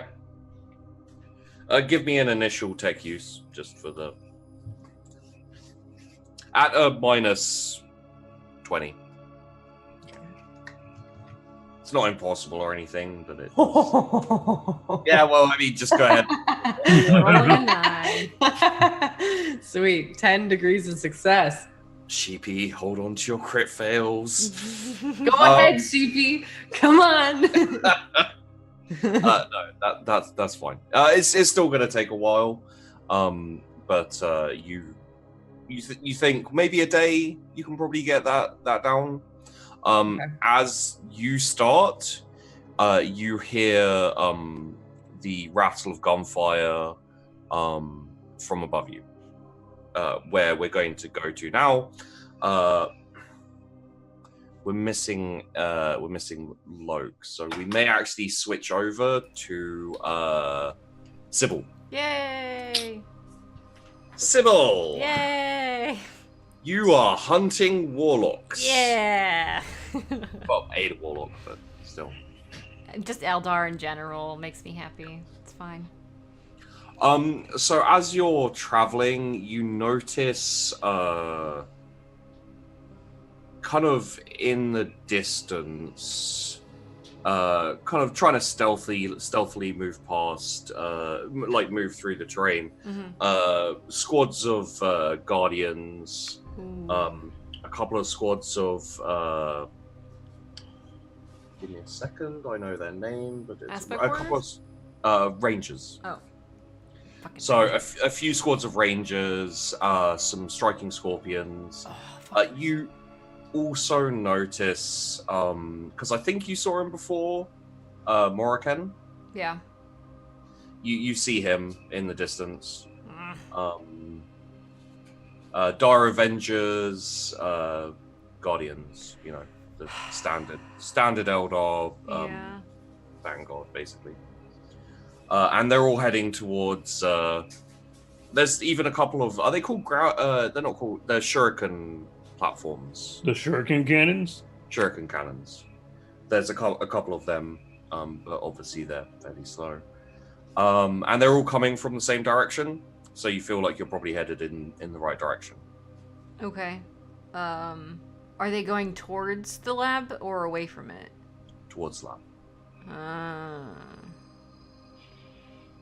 Okay. Do I see the warlock? No, because they're kind of traveling, presumably from like their base camp or whatever. You just, you assume you're heading straight to the warlock, most likely. Okay, so they're going in the direction of the lab. I'm gonna go in the direction that they came from. Yeah. Yeah. So let's have an awareness roll. Okay.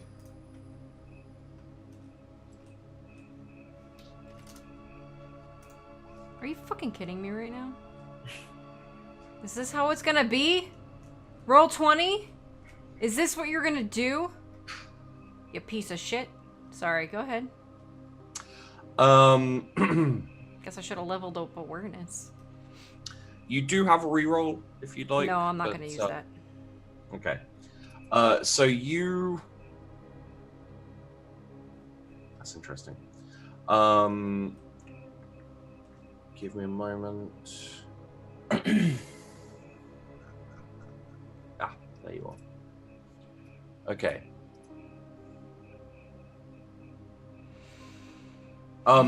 So you are stealthing through the trenches, jumping up out, keeping your head down, flitting from building to building. You actually pause when you hear a noise really close by to you. Okay. And there's like you kind of flatten yourself up against a wall. And I guess like your danger sense goes off, and you feel the presence very very close by of something. And let us give me a stealth,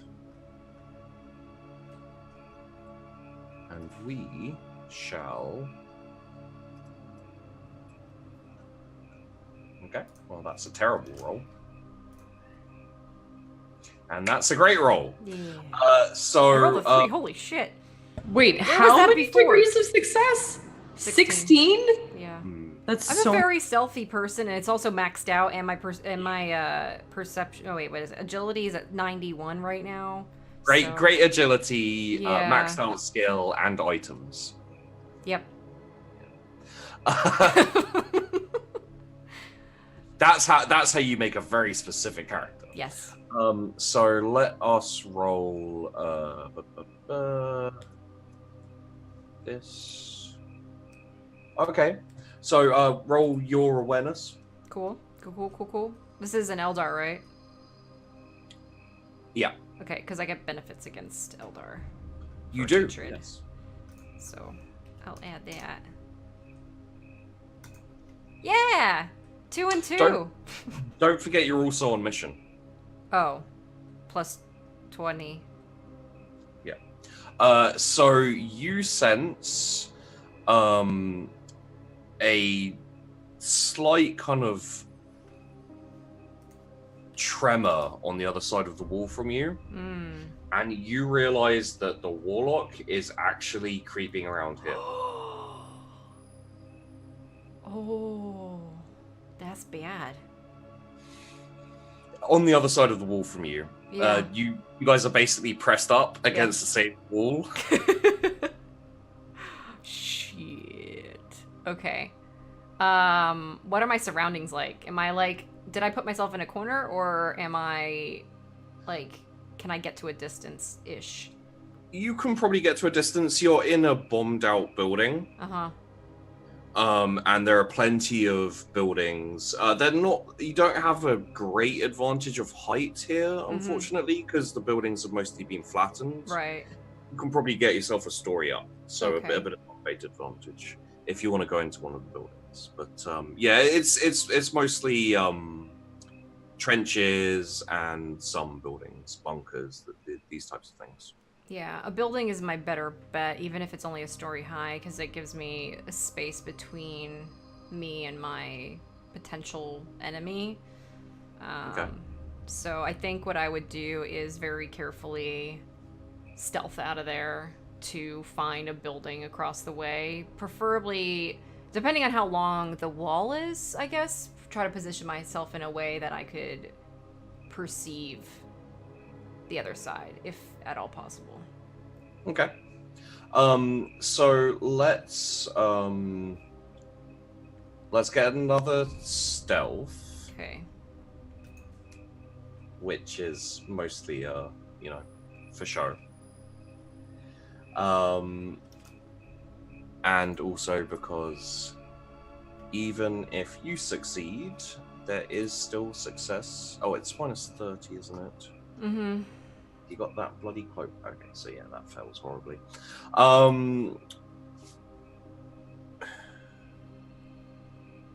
So yeah, you managed to get yourself in position, and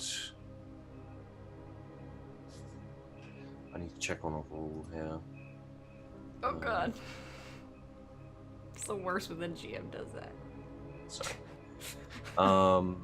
Let me make sure I can actually do this to my player. Yeah, definitely can. Cool.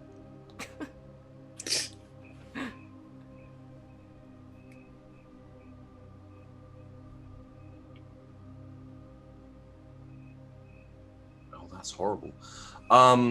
Okay, so I need to.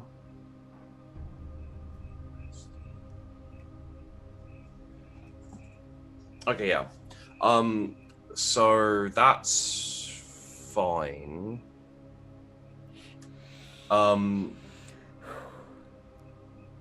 So you're in position. You're aiming at the most likely point that the warlock's going to exit. You haven't seen any movement yet. Mm-hmm. Roll me a awareness. Okay. Minus.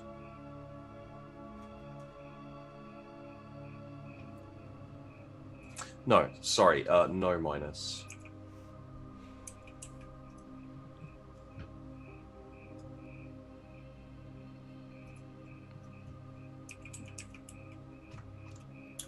Oh, can I roll? Holy crap. Yeah. Okay. That was a bad roll for you, but I could possibly still fail somehow. I don't even know. True. Okay. Oh, those high rolls, man. Holy shit, dude. the By the fuck? skin of your teeth. Yeah, I know. So you notice the sand, kind of the rubble, but it's kind of like a fine sand, being depressed as the warlock moves invisibly away from the wall. Oh, bitch. Okay. Well, are they moving to a different covered position, or? Like... Yeah, they're kind of a fairly fast crouch. It seems like. Okay. What else is around? Are there more Eldar around? Like, since how close are we to that base camp that I assumed they came from? So the main attack force has moved on to the lab. From the base, you don't know. Okay. You haven't seen a base or any sign of a base, so you could be right on top of it and just not seen it, or it could be miles away. So there's no way to like tell what the hell she's doing here away from everybody. No. Okay.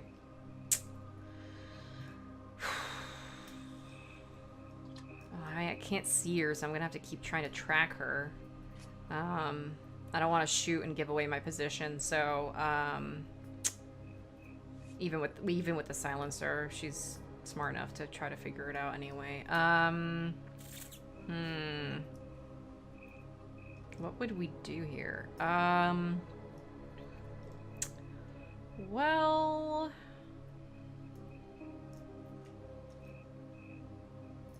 could I use an Eldar lore roll to try to predict the behavior that since she obviously knows that somebody's here, whether it's me or not is remaining to be seen, but yeah,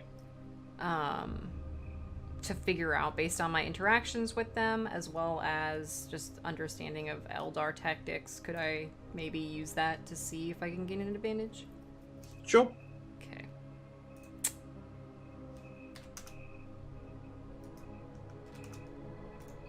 Fuck you.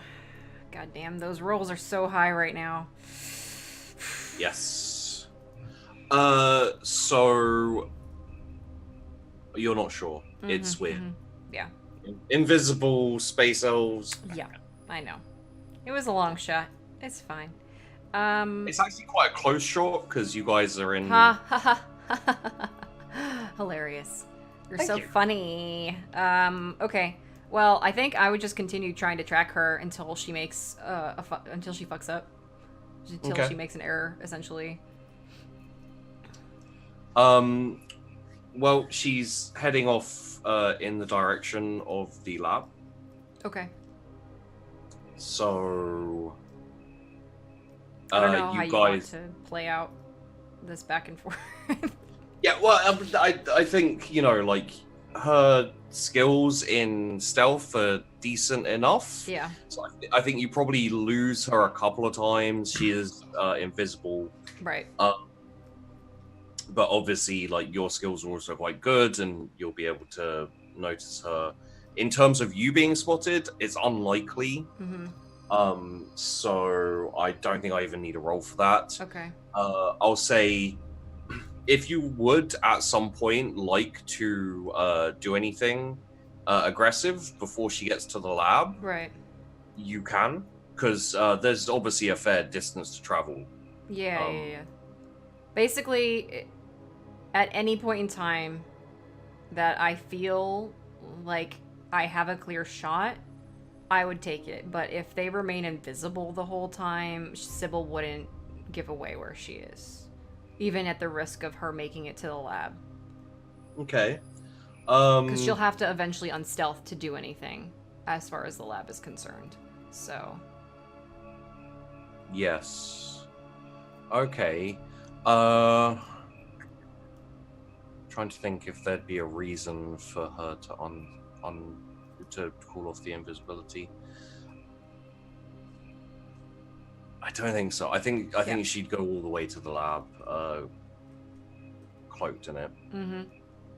I mean, at this point, when I'm at a great enough distance, I would definitely let Arkiel know that there was a force moving towards the lab and that I'm tracking the warlock as we speak. To let him know, heads up, kind of let him know the number of squads that I saw and scouted and like who to expect.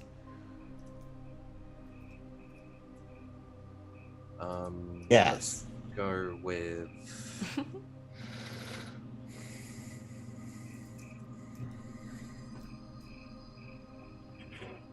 Okay. And then. Okay. And then. Okay.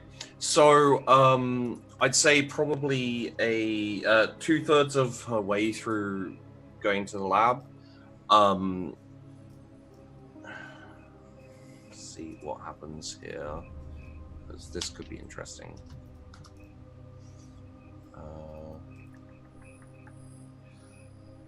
You probably noticed the runes like adorning her actually start lighting up. Ooh. So you actually see lights, and she shifts out of invisibility as she's like crossing over, like jumping over a trench. Oh. Well, I guess we're going for the headshot. Okay. Cause, yep, that's what I said I was gonna do. So that's what we're gonna do. All right. Cool. All right. So, I really should have kept a post-it note because I got a lot of benefits being against Eldar, and I have to look at all of them yet again. Okay. So we get that for mission, hatred. I have a defensive action against the warlock, so not that. And then hold on. Nope.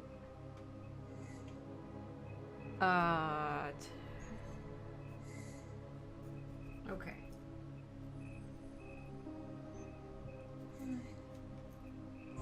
That's for damage. Nope. Nope, that's damage. Wow, I have a lot of bonuses to damage. Okay. I didn't even realize how quickly that added up for all the shit that I've got on these. Okay, so I'm gonna roll to hit. Obviously for the headshot here. Yep. Or standard. Yeah. And crit fail. really? Mm-hmm. I'm gonna waste one of my crits then to cancel that out. Okay. And I'm gonna roll. All right. 2 left from Sheepy. I know. And they're both for Archeo. 9 degrees of success to the head. Okay. We will. I would like to very kindly remind you, sir, that I do have a very important thing called inescapable attack. So I just want to point that out.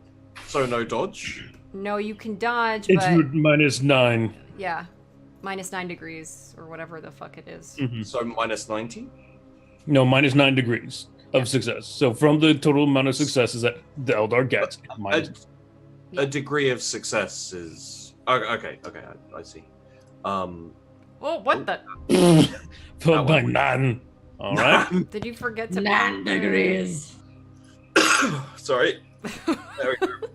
Oh, yeah. Oh, that's what I feel. 22 degrees of success. All right, roll me that damage. Oh, thank fucking God. You're gonna use your fate point. I know it, but I can still shoot her again, so I don't care. It's very true. I mean, warlocks have a lot of things designed to keep them alive. I know. I get that. But for now, everybody can hush hush, okay? So Now here's it's almost like she's gonna die. so that's the initial, and then plus my actual damage bonuses. So there. God damn it! This is so annoying. So many things. One.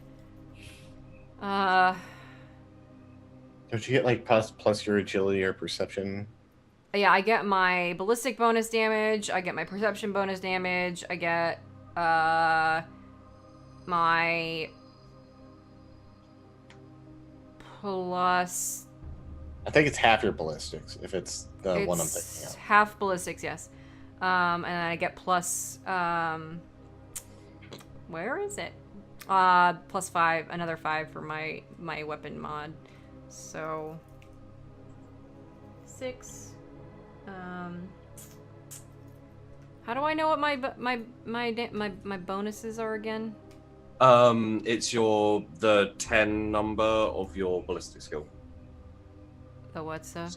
So if it's like 20, it would be 2. If it's 30, it would be 3. Okay. 1, and then 2. And I got it. I think I got it. Plus 7. So 17, 18, 19, 20, 21, 22, 23, 24, 25, 26. 26. To her head. With a pen of 6. Okay. Yeah. So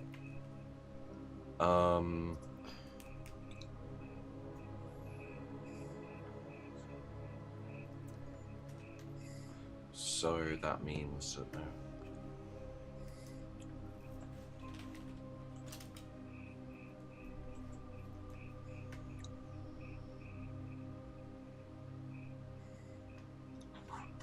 okay.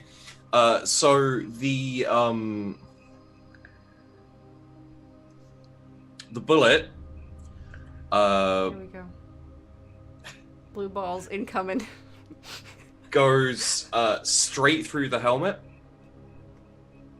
Blood kind of scatters across the kind of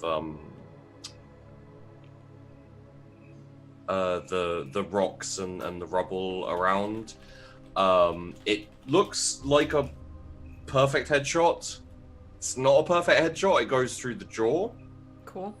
And the warlock spins round, looks straight at you, and fixes a gaze at your basic location. Yeah, not actually at me, because you don't know where I am. Yeah. So let's roll initiative. Cool. Don't at me. Don't at me! So if anyone knows this, can you let me know? Initiative, is that doesn't count with unnatural agility, does it? It's just your regular. Okay. So. Oh, apparently I have to grab my little token. Keep forgetting that. Are you effing fucking kidding me right now? Wait, what? Did I hit the wrong button? You hit custom. I didn't mean to do that. Okay, well, slightly better than shit. Still shit. So it's 1d10 plus... I need a token or something for this then. You can click on someone else's if you want. Oh, yeah, good point. I'll just... It's like towards the bottom. Got him. Viandi. God damn it. It's fine. Okay. She still has to find me. This is true. Wait, why are you rolling 2 initiatives? Huh? What is that? So, Warlock Ysedra has unnatural speed. At the start of combat, the Warlock rolls initiative twice and gets 2 separate turns, 1 at each initiative roll. That's adorable. It's terrifying. Guys, this might be it. No, I'm just kidding. I'm gonna kill this bitch. It's fine. So...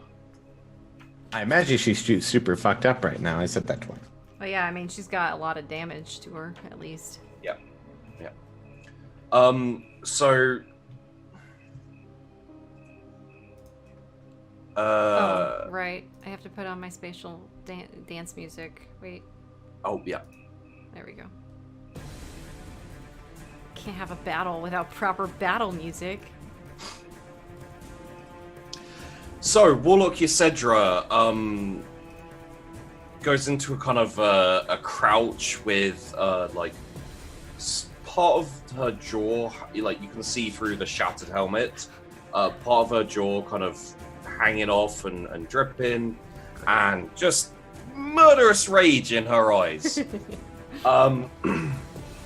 She kind of just explodes from the kind of crouched position she took and comes storming up towards you. Her movement is just ridiculous instantly. So she's coming towards the direction where you are. She has a basic idea of where you are, but she doesn't know exactly where you are. Obviously, she needs to pinpoint exactly where you are. Mm-hmm. However, she gets reasonably close to you. Nothing that you need to be worried about. You don't think, she spotted you or anything. Stops and just breathes in really, really deeply. And then screams. And it's this loud, it is just almost blowing out your eardrums. You can feel it in your brain. This is a psychic scream. Yeah, I figured. Which unfortunately is an area thing and doesn't need an exact target. So yeah, I'm gonna use a crit success to do whatever the fuck I need to with that shit to avoid it. I will use a crit failure then. You can't use it on me again. It's one per player. Oh, is it one per person? Oh, well then. I mean, if sure. you really want to be a dick about it, you can, but I'm not sure how the dodge works in terms it's of... I think it's a willpower thing normally to circumvent the psychic attack. Okay. Which, as forceful as Sybil is about lots of things, she doesn't have great psychic defenses. I mean, she's got the +10 against this warlock, but I honestly don't think it'll be enough. So I'd just rather burn my crit success and then leave me with 2. I'm going to have to... Sorry guys, we haven't been using psychic powers this whole time. So I need to look up and see exactly how you deal with a psychic scream. It is possible because psychers are arseholes. It's possible you can't even dodge this or resist it. Which you should be able to resist psychic attack because there's traits and stuff that you can take, or talents, traits. Which one is it? It depends. I mean, I would assume you need to have them to be able to resist them. Yeah. Okay, I just know it takes willpower for some of those traits as the advancement requirements, the aptitudes. So that's the only reason why. Psychic Shriek. Violent psychic wave is enough to overwhelm and shut down the minds of those it strikes. While those not slain outright are left reeling and dazed. Half action attack. Range 10 meters times psi rating, so 50 meters. Focus power is a challenging +0 willpower test. It says nothing about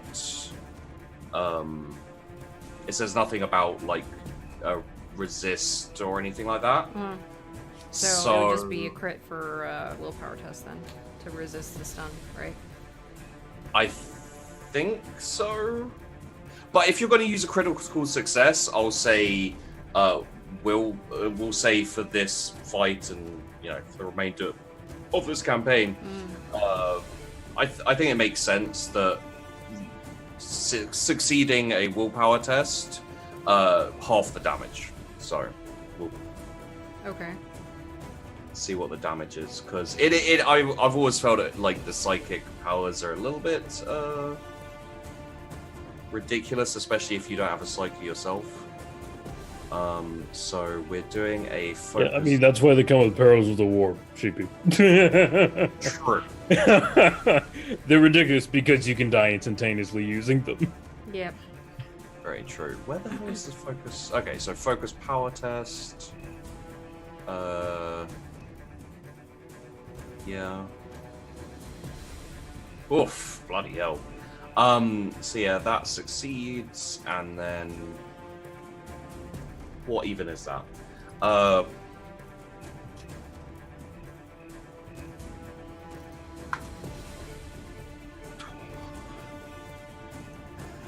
13 damage. So half of that. Yeah. Cool. That's great.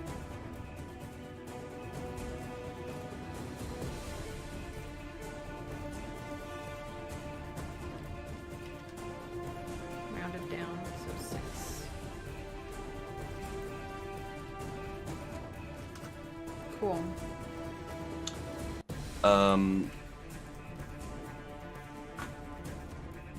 And then going to have a little looky-loo for you, which succeeds by 2 degrees. I'd say your stealth, which again it's not going to matter, but it'd be at a -30, just purely because you've been hit and you know Wait, for there's what? stuff's flying everywhere. Ysedra's trying to like see where you are. Why would it be a minus if I critted it, though? The stealth? No, the willpower. So the only damage, it's like residual damage. It's not direct, right? So like, if I successfully resisted. Well, it wasn't just getting hit. It was also firing your gun, and. But that's at a still -30 for her. What do you mean? To locate me is still at a -30 for her awareness check. Oh yeah, so that yeah, so sorry, that fails. Yeah. So do you want me to still stealth? Well the awareness fails, so Okay. it doesn't. Okay. She attacking again? No, it's your go next. Oh. Well, she's really fast, so I don't think I can outrun her. My best bet is to kill her or disable her. How close is she to me? She's probably within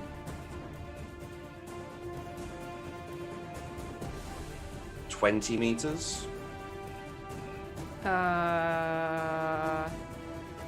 Is that something that I could move to her and do something in a move? Like a single action?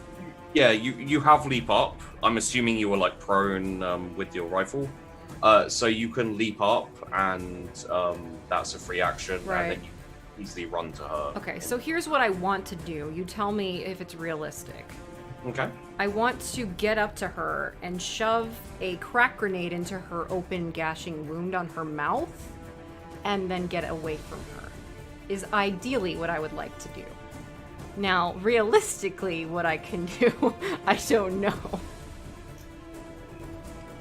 Do you still have that fucking spike that like fucks up psychers? Power Just stake? stab him with it. Yeah, I'd have to Wouldn't get right next to Walks her. come with. Oh, you're fucking trying to shove a grenade in her fucking throat right now. Well, yeah, a grenade is not easy to evade in this particular case. Shells doesn't need a roll weapon skill for a grenade. Exactly. yeah. Yeah, that's doable. Were you just saying that because I want it to be doable, or do you actually mean that's doable? I mean, dice rolls mean it could be doable eventually, somehow, potentially.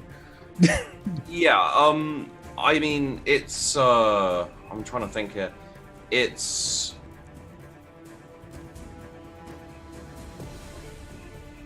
I'm still stealth, so she doesn't know where I am, so she doesn't know what like direction I'm coming from. She has a general idea of where you are because of the shot, but I'd say yeah, it's definitely doable, and it's safer than trying to engage in melee combat. Right. I'll Problem is take if I shoot again and I don't kill her, she knows exactly where I am because I'm so close to her. So, and I know I can't outrun her. Like, I know that Sybil knows she can't outrun her. So, like, it's a matter of she wasn't able to kill her on the first shot, so she's really got one more left in her. Because if she does another psychic attack, maybe she'll last through one more. If she can resist it, which is a big if. So, like, she's really only got one last... This is literally the last thing she can really do realistically and have a good shot at getting away. So that's why I'm asking, because again, everybody already knows, Sybil is a glass cannon. She doesn't have resistances to a lot of things. So if she gets in a situation like this, as we already know, she's lost an arm before to a Farseer. And so she already knows what she can and can't do. That's why I'm asking, because what I want to do, I'm probably going to burn one of my crit successes to do this. Yeah, but at the same I figured. time, I kind of don't want to because I want to see what happens. So, but you can't take backsies on failures, so there's that too. Okay. Interesting. This is okay. Let's see what we'll need. What Sybil will need, and you can make your decision on what you want to do. So I'm going to say, we're going to need an acrobatics and a dodge success. Yes, I would agree. And for Isedra, not awareness, not dodge. Seeing as you're using a crit success, I might. Well, no, okay. Let's. Okay, if you use a crit success, there'll be no roll for Isedra. You can choose what you want to use the crit success on, the athletics or the dodge. If you don't, it'll just be straight up rolls for you, and Isedra will get a parry at -20. Okay. Does this inescapable attack affect anything for her on that? On the parry? I don't think so, no. Because the inescapable attack is part of your skills with guns. Okay.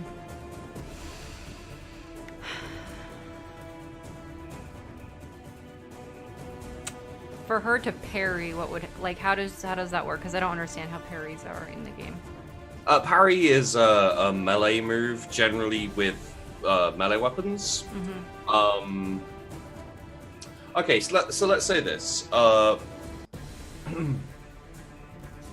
As I think was pointed out, technically speaking,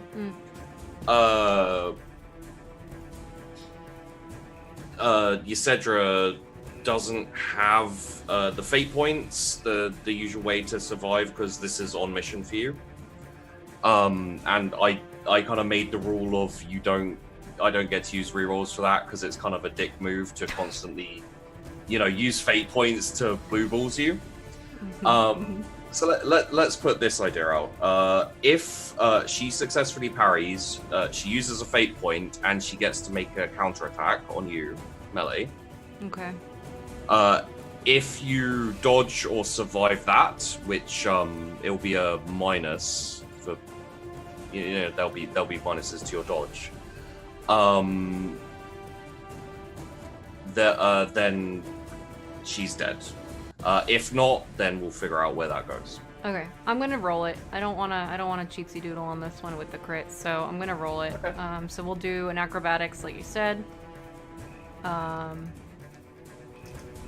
And that's 14 degrees of success, because I rolled 3, apparently.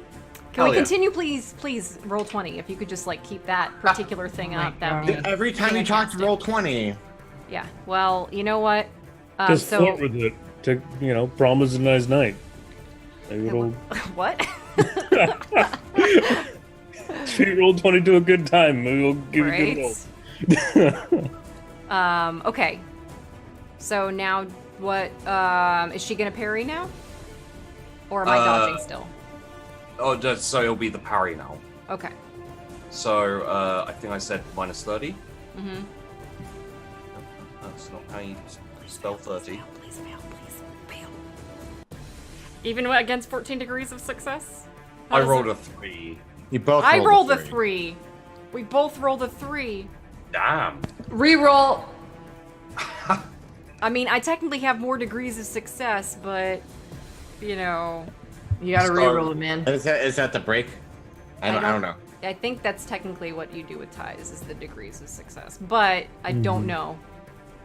I'm pretty sure that's what you're supposed to do. Okay, so the acrobatics Mhm. is you kind of running, getting to her, and getting past her defenses. Yeah. In terms of, psychic, and she doesn't have time to react, etc., etc. The parry is her reacting to you getting into melee range and shoving a grenade in her mouth, kind of thing. Yeah. And then kind of like, there's a lot of narrative here that we're representing with rolls. Yes. And trying to strike back, and then you have a dodge at the end of it. Okay, so I'll dodge. Do I need to try and hit you first? Oh, well, sure. You have to try and hit me first. Technically. Stop trying to hit me and hurt me. So, we'll go with Well, that. stop trying to hit me and hit me. Standard, and yeah. Wow. She just crit success. Yeah, so I'm gonna crit success dodging, because that's fucking absolutely nope. That's crazy. I really don't like that you're rolling so low, Sheepy. Really Well, not okay. feeling that, man. I apologize about that. No, you don't. No. Don't apologize for that. So, The grenade still has to go off, and I still yeah, have to dodge out of the way of the grenade. Can I use that crit success as part of that? yes. 'Cause you So still have to take residual damage from it. So what I'm gonna say is the crit success will allow you to set off the grenade, as in like so you basically sprint, slide, a couple of cartwheels and flips. You land actually on both feet, like planted on the warlock's chest. Basically punch into her face with the grenade, let go, and kick off as she swings at you. Right. Just barely clipping you. Yeah. Not doing any damage or anything. Because you used the crit success to dodge, I'm going to use a fate point to avoid the death. So the grenade is a dot. Okay, well, I guess the only thing I can do is...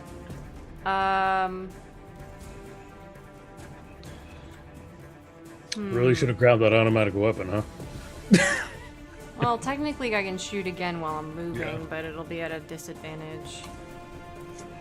Did she dodge the grenade?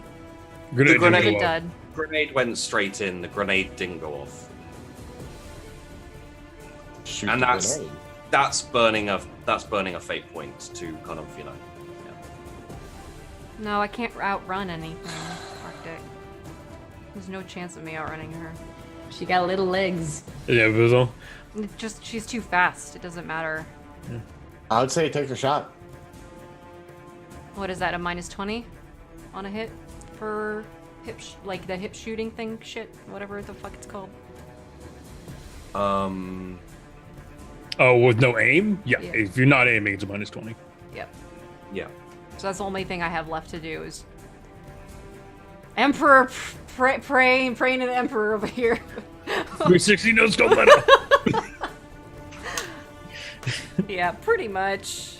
That's all I can do. That's fine. I mean, yeah. So -30, 20, -30. No, -20, -20. I got this. It's fine. Shh, it's fine. This is super short range though. Is it short or point blank? Point blank has to be within 2 meters. If it's within 2 meters, it's point blank. So 2 meters? I mean, I assume they just clashed in melee, right? Yeah. So this is I mean, it's up to you, Sheepy. Yeah, Point blank that's or what I'm not. asking. For cinematic's sake, yeah. Okay. Such so overkill if I you're actually within managed you're to within 2 shoot her. meters. All right.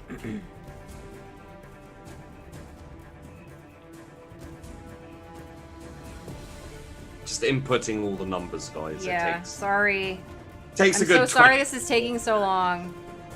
If Timmy gets on train A and then shoots at an Eldar, oh my god. Wait, why are you worried about reductions? I don't know. So I used the little wizard, and you know what? I'm just saying, like, it would be my luck that I'd roll something stupid, and then... I mean, you'd roll 100 crit fail, yeah. So, is that minus 100? It's minus 10 degrees of success. Right, okay. Well, yeah, so it is basically minus 100. Technically, but yeah, it functions a little bit differently in the success part. That's a whole lot of nope on that dodge. It's a whole load of nope. Okay. Well, I want to kind of blow her brains out now, so... You didn't aim, so... Yeah, I know. Oh. Well, when I want to roll real high on that, plus my bonuses. So... You did do the damage, though. What is 55? 55's the body. Yeah, but that's 30... yeah, but Plus- we're saying you didn't headshot. Yeah, I know. How's Sybil gonna feel about that, though? You got the kill, but didn't headshot? I can tell everybody that I headshotted her, because I technically did. The So 39 shot... Yeah. damage. The shot takes Isedra through the heart. If she Perfect had shot one. through the heart. Actually, it is a crit. We actually have a crit chart for this. That's true. It is technically a crit. Whatever the Technically, crit damage the is. torso could literally like fucking explode. So, Get your head. So if you guys want to read through the, I think it's The crit damage table. Yeah, the crit damage table. I need to run really quickly. Yeah, sure. he's got to pee. Critical. I don't remember. I forgot to write down the critical I'm damage scribbling table. Sucky Elder. Sorry this combat took so long, guys. I didn't realize that was gonna happen. I knew that was going to happen. Crit tables. Let's see. What kind of weapon is it? Rifle. Sniper rifle. It's Impact? Oh, yeah, impact, sorry. And you got Critical effect to the chest. a body. Okay, let me see here. Critical damage, it was 15. Yeah. So it goes to 10 plus. So as above, except Wait, you have to the read target the is previous thing. okay. The target jerks back from the force of the attack, throwing it back its head and spewing out a jet of blood before crumpling to the ground dead. And that's 9. 10 as above. The expected target is thrown 1d10 meters away from the attack. Anyone in the target's path must successfully test agility or be knocked down. He just blasted her off the building, basically. Yeah. Blasted her the fuck back into that goddamn trench she was trying to jump over. I'm just gonna Nice. roll it 1d10. 2 meters away. That's not nearly as fun. I mean, no, that's still over 6 feet of airtime. That's true. And she's I blasted her over 6 feet away from me in the air as her body collapsed on itself. and they're an Eldar blood sprinkler, so Yeah. Her jaw's like hanging off as blood is just spewing out. Just destroyed. Thank just the fucking God. two of us. Wrecked. At this point, I will stand up because I inevitably, I'm sure, am like on my knee at this point from exhaustion and also what the fuck, Psyker. Archeo. Yes. She's There's dead. gunfire going in Yeah. while he replies. Yeah, she's dead. I'm coming back. Okay. But wait, I'll see you in a few minutes. So how about this head? It's like half attached still, so yep, it's coming with me.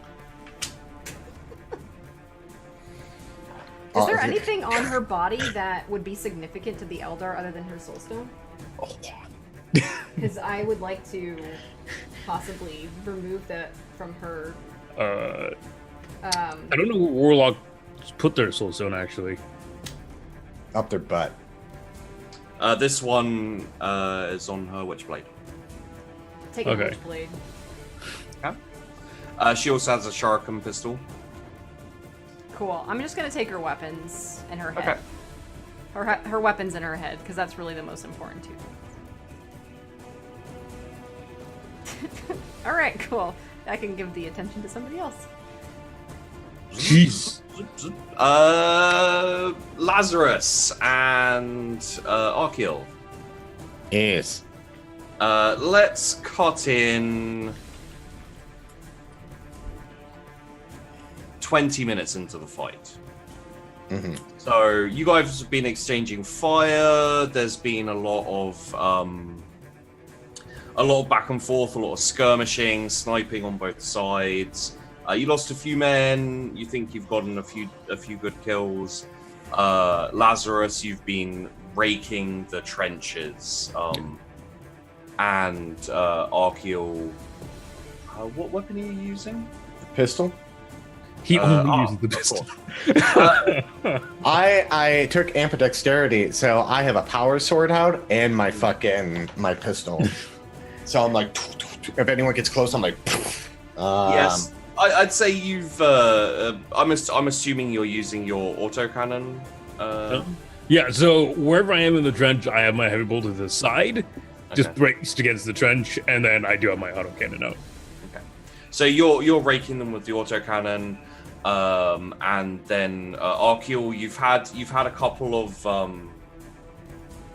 of like, you know, obviously like Eldar coming up over the trench. You see them, you snapshot, like they go straight back down, you know, kind of bleeding and dying, and then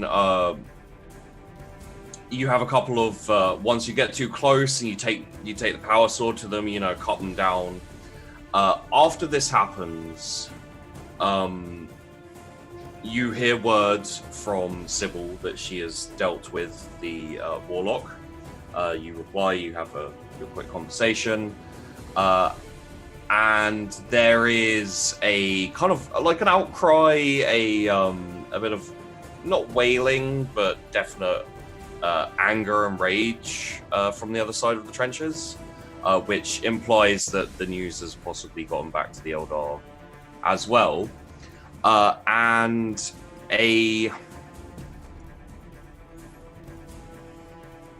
trying to figure out how this would happen.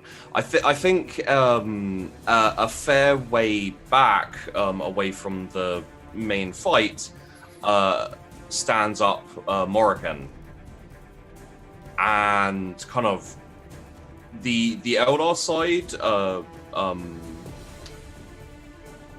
kind of duck their heads down behind the trenches and lay off the fire, and he's gonna kind of Oh, that's the striking scorpion fuck, isn't it? he's gonna raise his weapon in a kind of like, you know, parlay, wanting to speak and talk. I assume you guys are still taking like shots and things. He's a bit out of range where he is, but How far away is he? Specifically out of range of fire at the moment. He's way at the back. Sir. Is he dancing back there? I can't see. He's really far away. Denying me my shot, sir. Apologies. So yeah, what do you guys want to do?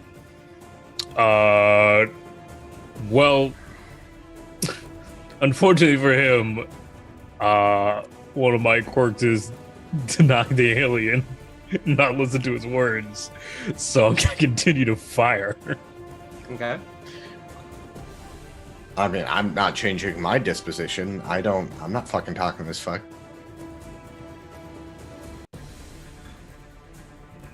I Maria? will, for a moment, stop firing, and in the same way he did back on the Abbey, I will draw my sword and point it at him.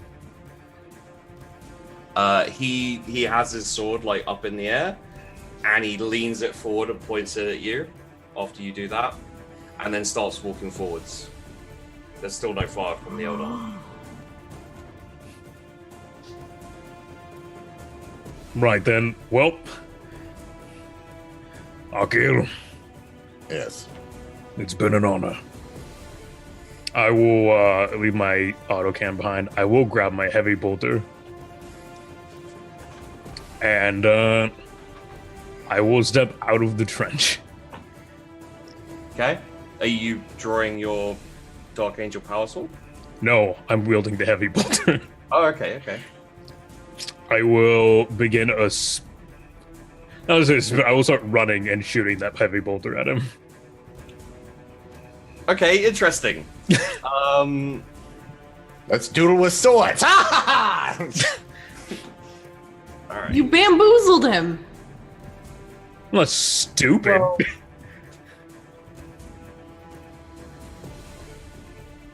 Yeah. Okay. So, when do you start firing at him?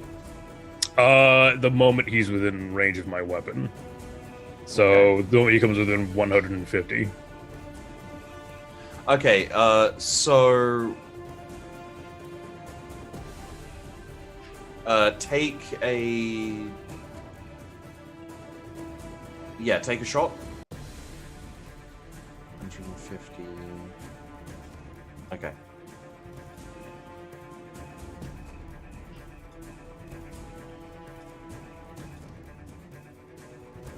Any modifiers? That would be a standard range, I think. Yeah, standard range. Aside from that, wait, I do need to check very quickly that they don't have any like weird crap Okay. that makes them harder to hit. Oh, he is running because you did give him the time to run. So I think that is actually because they're so fast. I think it's a -10 to hit, possibly. Let me double check that if you want. Go.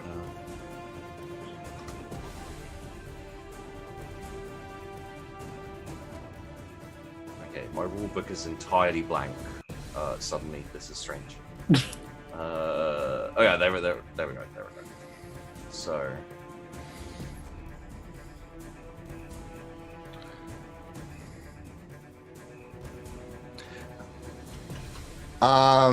if Hippie goes down, can I have a contingency? That I'll- minus 20. Sorry. That's why I just want to put on there. If Hippie goes down, I have something that I've been planning. Okay. So yeah, Lazarus, minus 20 to that roll. Right.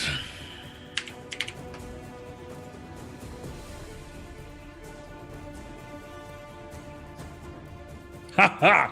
Fuck you! And I have my warrior perk. I can make that my ballistic bonus in total successes. What does that mean? So as a warrior, I get the ability, or I could use a fate point to, if I succeed in an attack, I could change the amount of successes to my total ballistics bonus, which is 5. Okay. So it's 5 successes. So 5 degrees of success. Yes. Okay.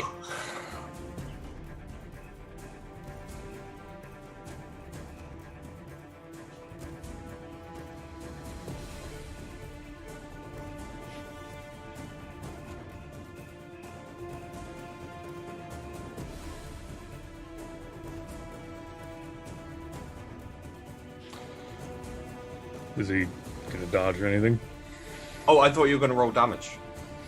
Oh, I thought he would get to dodge. No. Yeah. But sorry, I was just thinking because. I mean, I'll take straight fucking just damage. Yeah, no. Four of them hit, I guess. Okay. Because you can only dodge one of the hits. Okay. I will proc my Death Sight, dealing 1 additional damage per bullet. Okie dokie. All right, so 2 dice rolls per, taking the highest, so 18, so it's 19. That's 18, 19, and 13 with pen 5. Okay.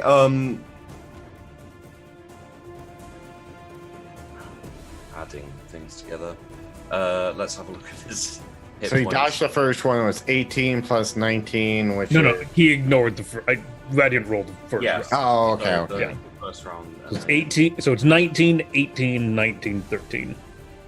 So it'd be 27 plus another 19, which would be 46, and then 13 added on that would be 59. Yeah. Okay, so he uses his fate point to mitigate that death. Come at me. Let's say as he's running, his striking scorpion squad join him. Mhm. Because obviously as he's running, they see that you have your heavy bolter, not your melee weapon, and they take that they move in front of him as they're running, and they take those hits. Okay. Which leads to his go again, and he's going to full pelt run at you. Okay. It looks like he might get to you in game terms speaking in the next round. Okay. Well, I will respond by dropping my heavy bolter and drawing my sword. Okay. You can also charge at him if you Oh, want to get. yeah. Well, I mean, yeah, obviously. I don't break stride when I do this. Okay. Oh yeah, of course, because you are running at him as well, so you Yeah. will actually Yeah. you will actually meet each other. Yeah. So I think what we should go with here is I think this may actually be our first melee combat as well. This is legitimately our first melee combat. Yeah. Yeah. Okay, so In so many episodes. That's so crazy. no one was particularly interested in melee. No one was interested in psychers. Everyone just wanted to headshot and. I wanted to pistol. melee. I just thought someone else was. I actually thought Meta was for the longest time, and I found out she was only ranged. So I was like, I'm gonna go melee. Well, plus you Yeah. got that cool sword. I might Yeah. do a melee type character next game. So roll your initiative, please. Yeah. Beat a 4, please. Oh, I need to click on my thing. It's right. Yeah. I've been using Vandy. Sorry, Vandy. It's Wow, okay. you've I'm been not gonna using it battle that way? anyways. 8. You have to battle a computer virus. My fight is with the code. So you go first. Right. I guess I will just go straight into this, huh? Yeah. Cool. This will be fun. Where is my Dernveen? What a wonderful blade you shall be. Oh, I guess I frenzy? Yeah? Yeah. You can still parry while frenzied, right? Yep, I can because I have battle range. Yeah. Also, is he the only one who made it to combat? Yeah. Okay. There were 4 bullets for Okay. Because I was I get to attack all of them if they're there. I mean, there were more than 4 bullets, obviously, but there are 4 bullets that hit them. Yeah. And Okay. Alright, let's roll the hit.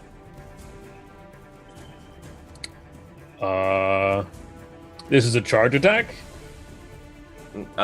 yeah. It's- It will be for him as well. Okay. You're No not modifiers charging. outside of that.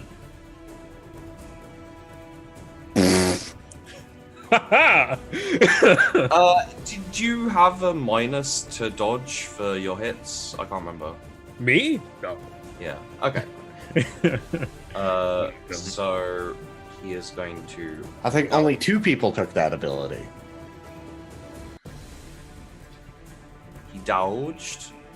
Um, And then he is going to come back at you with his to hit. It's going to be a charge, and then yep. okay. Well, I do need to check something real quick. I haven't needed to look at any of my abilities before for melee that much. I know, right?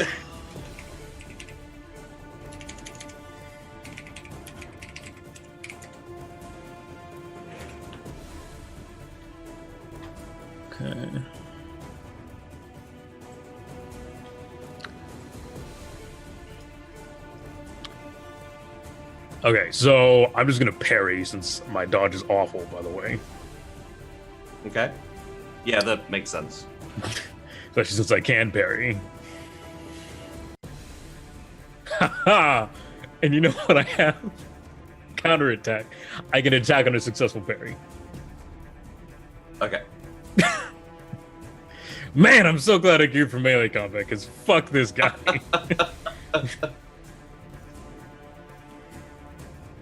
This is no longer charge?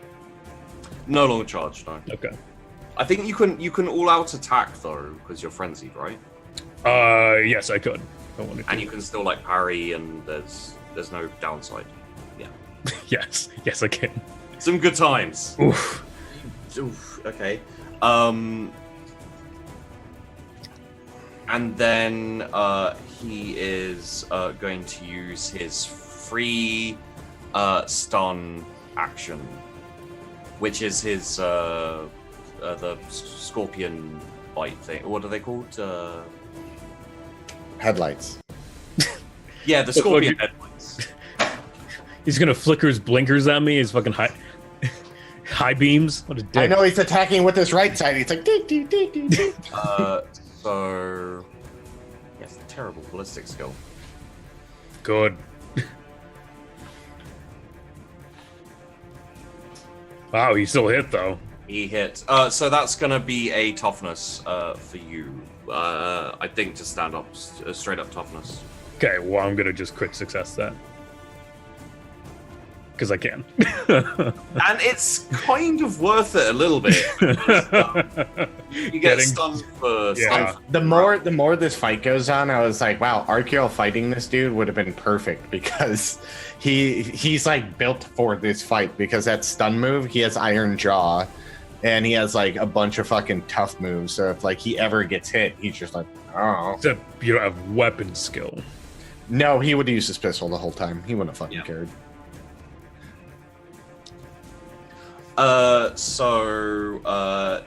You're up now. I am up and I'm ready to go. Oh yeah.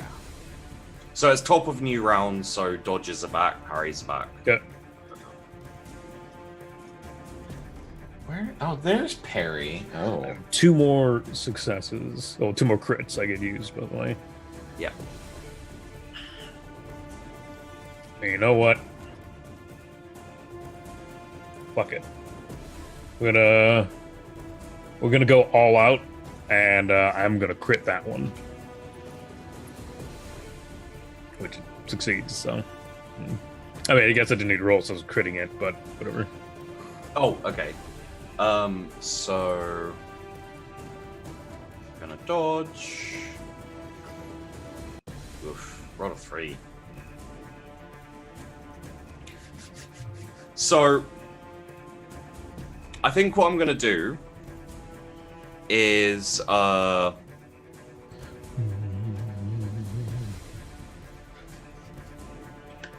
okay, so this could take a while, and we don't want to go on forever. So I'm trying to figure out the best way to do this. Morrigan has a fate point left. Mm-hmm. I know you have fate points as well. For the sake, how close? Yeah. He hasn't taken any damage. How close is he? Oh, To me. to you? Yeah. So running, I'd Don't say. shoot into melee combat, please. Actually, I think I can. You might have that ability actually. I don't. What's that ability called? I can't remember. What's that called? It is called. Well, I was looking at it earlier. No, I don't have it, but Precision I have Killer. marksman. It's called. Oh Precision yeah, Killer. I can don't do it. shoot into Yeah. melee, please. Okay. Yeah, So, precision killer is what it's called. No penalty for making call shots on either ranged or melee combat. Correct. Okay. So, my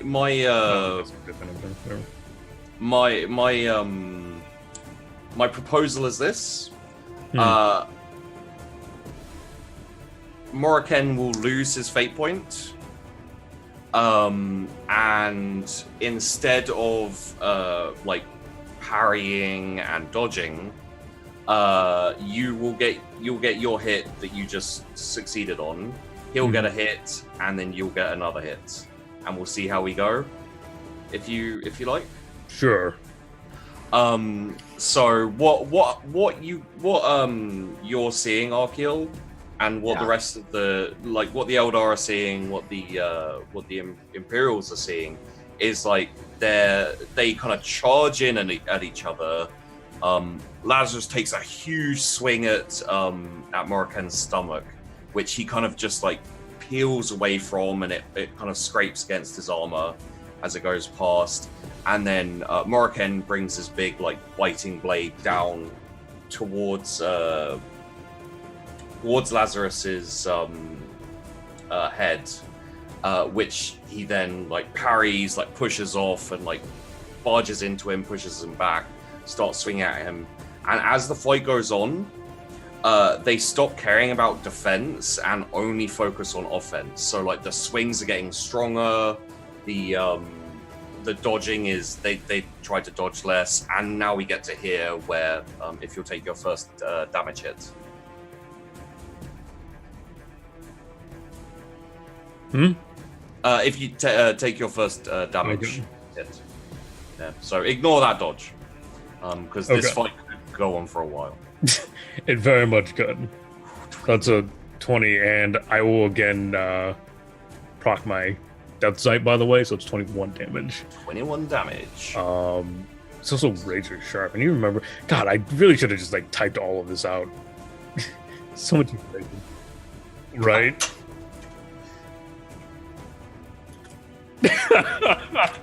Like this is my first time with Rogue Trader. I've done other 40k system. This is my first time with Dark Who is Heresy. Guts and who is Zod in this fight? Jesus. Yeah, so how are we determining total successes? Because weapons should razor sharp. If the wielder scores 3 or more degrees of success when attacking with this weapon, the weapon's penetration's doubled. Yeah, so that'll double. Okay, so that's 10 penetration. Okay. So that goes to... Yeah, alright. And then, what I was saying is I haven't played Dark Heresy before, like 2nd edition or anything like that. Mm-hmm. I've done other 40k systems. Even for the 40k systems, this is very, like, you know, lots of things to keep track of and stuff. So it's interesting. So Morrican will attempt to hit.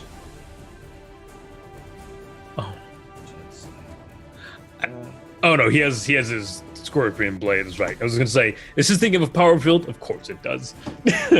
Yeah, biting blade. Mm-hmm. So he hit. We're not doing parry or anything like that, because that, as we said, could take a long time. Damage. Oof, that is not amazing. So it does 14 damage, and it also has razor sharp, so its full pen is doubled to 8. 8. Okay. Well, that brings Lazarus down to a was it 14? So it brings me down to 2 health. Okay. So it's your go again.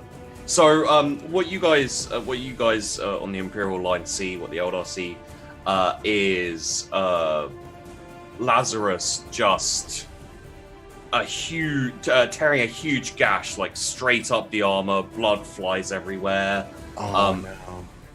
As he's at the end of his swing, Morrican crouches to his knee and like slices across his belly, and it rips his chest open, and blood flying everywhere. Biting blades suck; they're really, really nasty, and that's a really good roll considering what it rolls.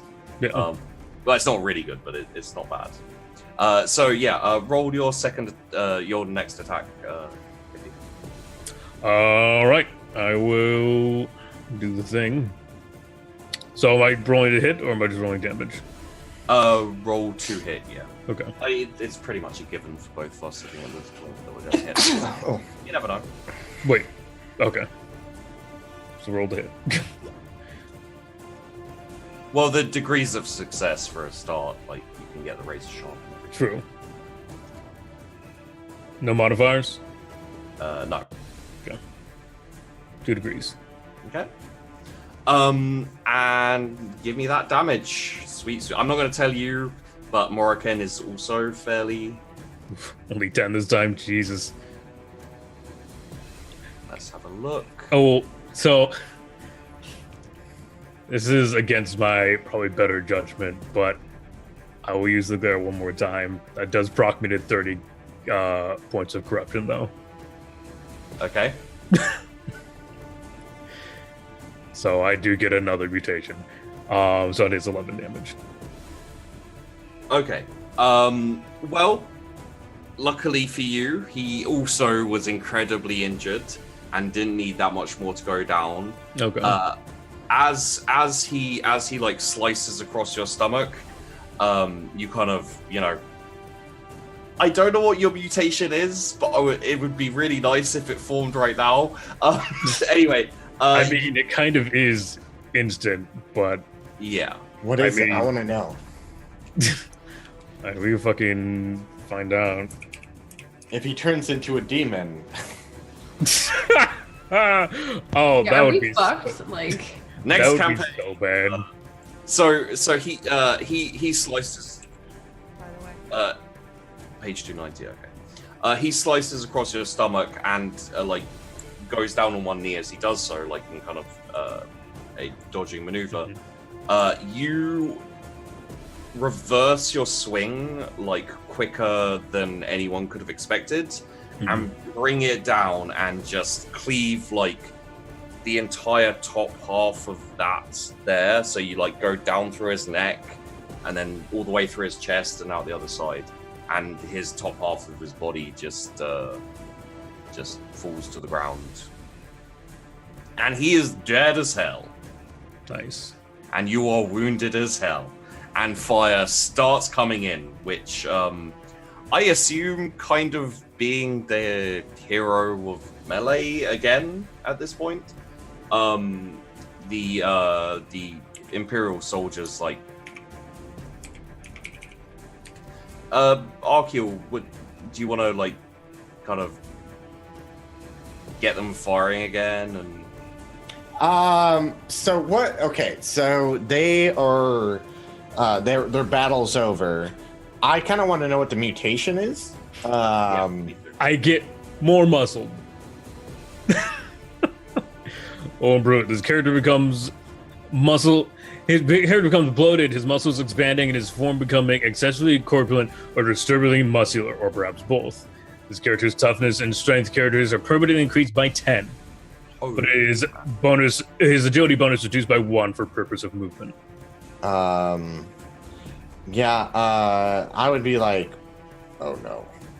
And then, but like, be like, give cover fire, and then have them all give Lazarus cover fire to get him out of there, and I would help in some way. well, you got your frag grenades and grenades and all that kind of thing. Yeah, And I imagine their morale has jumped down significantly. So using that to my advantage, can I roll like a war to see like probably the best strategy for this? Any pluses? plus 20. Inspiration from Lazarus's melee. Now would be the perfect time to fix bayonets and charge. Okay. Yeah, I would look at everyone and be like root them out of the trenches that they've pushed into. Yeah, so I would like get up there and be like, come on, men, let's go, and then like fucking like charge the fuck in there, and leading the forefront to get Lazarus back safely. Okay, give me a command. Okay. A plus. Let's call it a plus 20 because Lazarus did a great job, and he 2 degrees. 2 degrees of success. So, you have your officers and everyone. They immediately take up your queue, your kind of queue, and start bringing the men over. The first kind of like the first wave of men to step up on the. Are you with the first wave? Yeah. The first wave of men to kind of step up on the trenches and start charging towards the enemy are greeted with a blast of kind of shuriken fire. So let's get a dodge from you. I will gladly give a dodge. I would give a dodge. It would suck if he just jumped up, got gunned down. No, dodging perfectly would be a 1. You got exactly the right number to not fail dodging. Like stumbled. Oh god. So yeah, you avoid the incoming fire. A lot of the front rank that came with you fell, but the next guys are motivated enough, they're willing to follow you enough that they come with you. And as they're running, they start returning fire. Grenades start being thrown from both directions, and you find yourself jumping down into the trench with the Eldar. What are they, Guardians? I think they're Eldar Guardian. Yeah, they're Guardians. Yeah. With the Eldar Guardians, kind of in there as well with you. So I joined the charge, by the way. Like without falter, I joined the charge. I'm gonna have to ask you for a dodge. I will crit. Okay. Is that your last crit? No, I have one more. Oh damn! I had 3 left over. I've only used. Yeah, so. So let's Have to, if you can make me burn my other one. I only got the one left right now. Okay. So let's have a little bit of a montage here, of you guys in the trench fighting the Eldar Guardians. Arkiel, you're fighting with pistol and Power sword. power sword. Mhm. Let's get Actually, do I have a plasma pistol? Did I get a plasma pistol? You gave it to Vandy. Val. Okay. Yeah. All right. Maria. So I have a power sword, and I'm using both of them at the same time. So yeah. So basically, what would be going on is using my shoot and move. So I'm constantly moving all over, and I'm shooting like 2 at a time. And then if anyone comes up, I'm like attacking and like dodging out of the way of their moves, and just being nimble as graceful as they are, but also attacking them and taking that grace away from them when I'm doing so, using my inescapable attack. But yeah, and he's just yelling out commands as he's fucking like mowing him down and like clearing a path as he fucking makes his way through this in his fucking power armor. So let's get a pistol attack, a sword attack, a dodge, and a command. Okay. Pistol, any pluses? Pistol would be point blank. Technically, it should be a minus because it's a gun melee, but Oh no. Oh, that's yeah, sorry. pistol, not your ballistic skill. Yeah, hold on. I mean, if you want to use that for you, because you rolled a 3 and your target was 63, I'll take that as the pistol shot. Starship Troopers with John Wick. Yeah. So normally it'd be that plus point blank, which is 30. Which that would be 93 plus it's a standard attack, so that's nothing. But yeah, it'd be that. So it's like 9 degrees of success on that. So, and then you want me to do a weapons skill test. I didn't put the power sword in there yet. Oh, that's fine. I did. I did. Never mind. Okay, then yeah, the to hit for the power sword.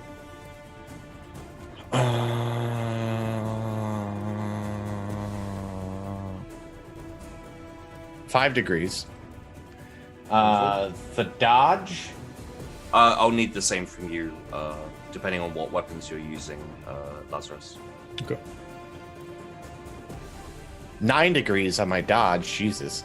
Okay. And my command. Any pluses on my command for how well I'm doing?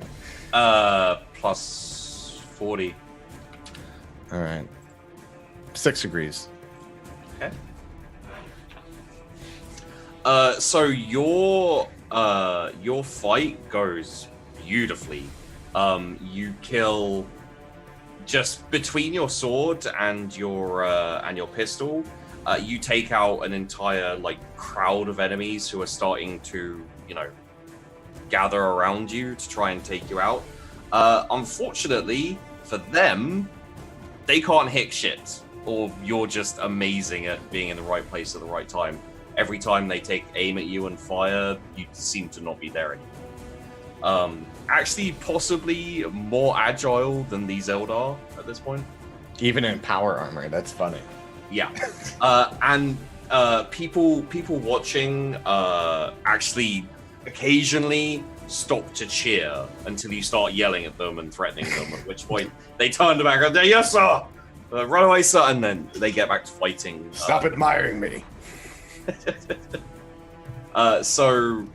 Yeah, Lazarus, should we get a... I don't think you can... So, probably melee weapon if you're using it. You don't think I can what? I don't think you can wield your heavy bolter and... No, but I can wield my bolt gun strapped to my fucking backpack. You can. Yes. I will actually only use my sword, though. Okay. Because it's actually more efficient for me to do it. Oh, sword's so cool. So let's get some to hit. Let's get 8 to hit with the sword, a dodge, and we don't really need a command, so I guess we'll just... Well, I was going to say, I'm going to start preaching as I go through those lines.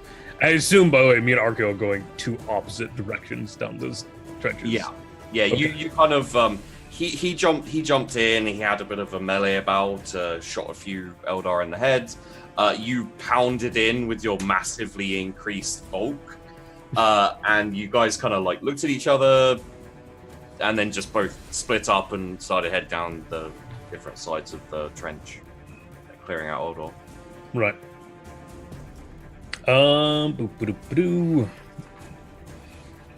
Whenever Sybil decides to show up, she's gonna start supporting in any of the Eldar that are getting through the ranks, essentially, to keep them away from the facility. Any modifiers for this, by the way? For the melee attack specifically? Charging, this kind of thing. So Okay. Plus the 20 for the charge. I imagine he's kind of pulling a china shop a little bit. A little bit. So, what do you say? A melee and a dodge. And a dodge. Well, Lazarus doesn't do dodge very well. It's true. Let's make that a parry then, because if you're in melee, that makes more sense. There you go. Parry's I can parry. Yeah. I did have to murder you from a random guardian after defeating a fucking Exarch. That'd be a hell of a way to go.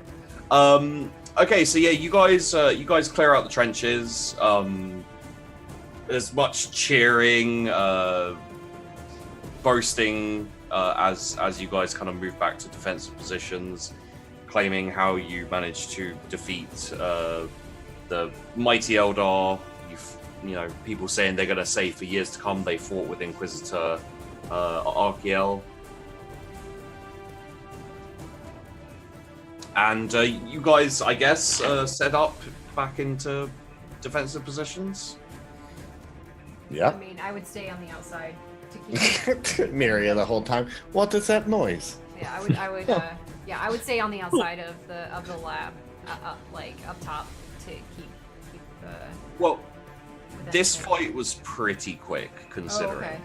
So I'd say you're probably about 3/4 of the way back, maybe. It's gonna. Okay. Also, you were injured a fair amount, I think. Only mentally.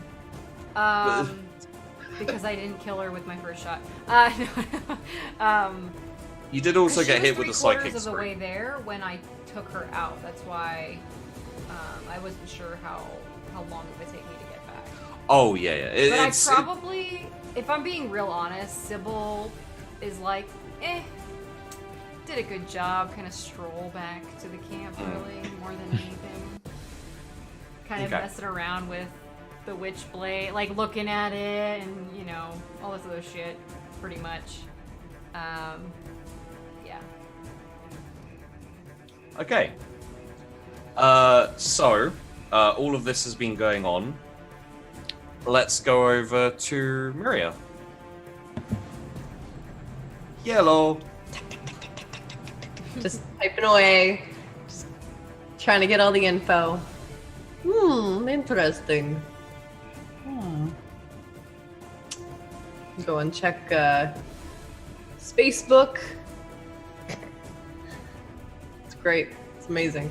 Yeah, so I was looking for a way to separate so we can just do one planet. So have I figured that out?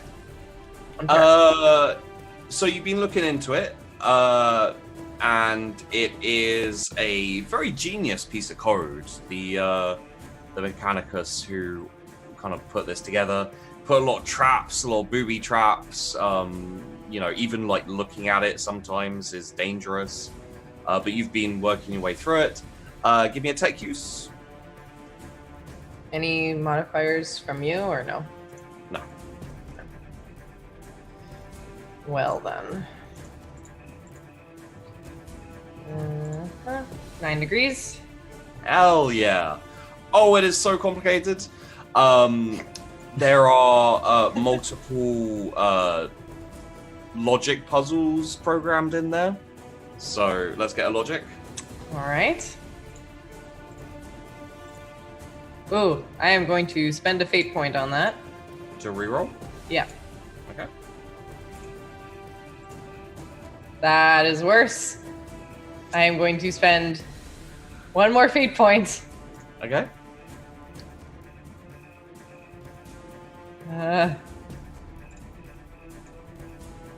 What? Oh my god. Okay. Well, I have one more fate point to use. I mean, statistically, it should be under 50% or under 50. I know. Okay, last fate point. I'm gonna spend it. Okay.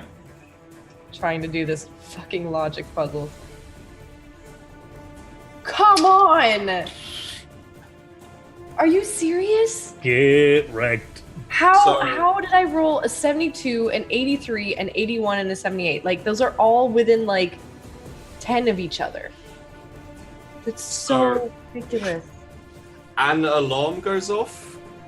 Fuck. Which signals the countdown of the self-destruct. Oh, Because no! you tripped the trap. No. Can I use my last crit success to... Why didn't you use it?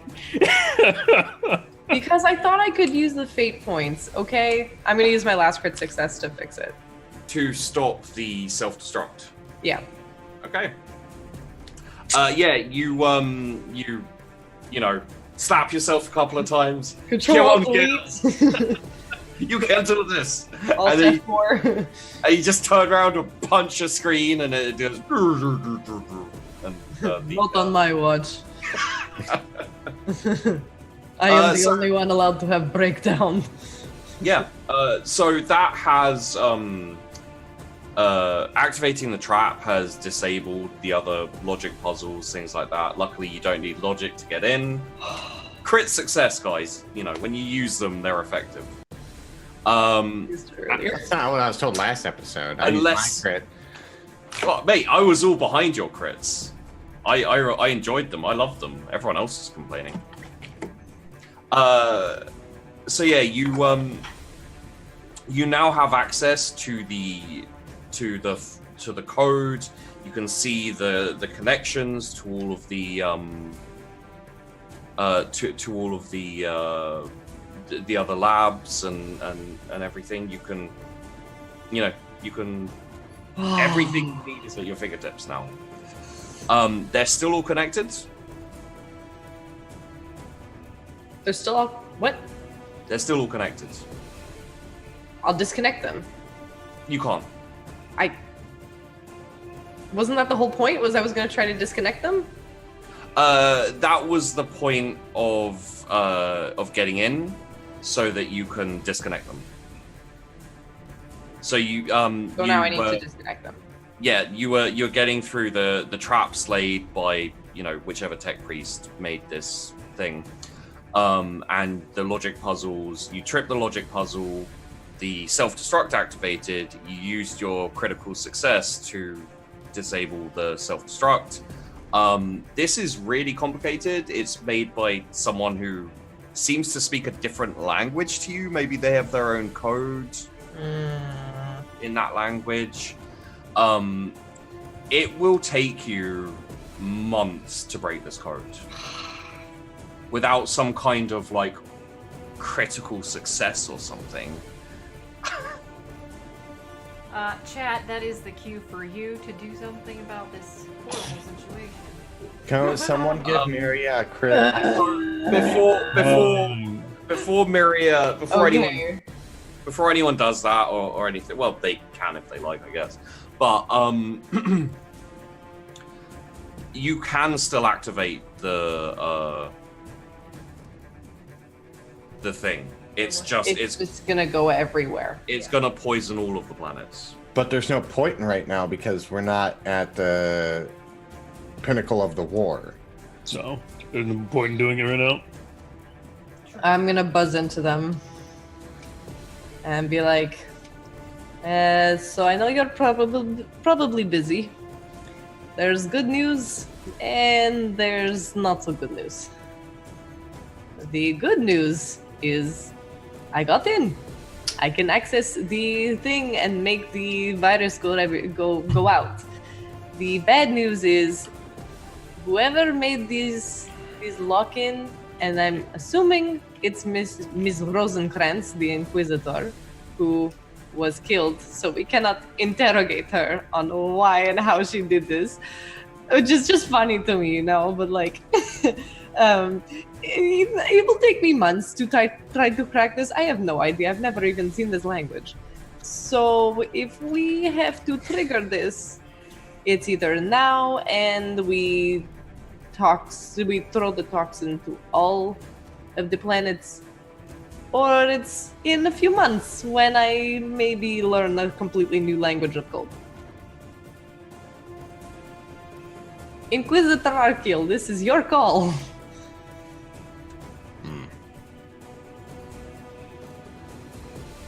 I think about how much rations do we have? We can hold out for how long? So, you can hold out for months. You've got a craft world coming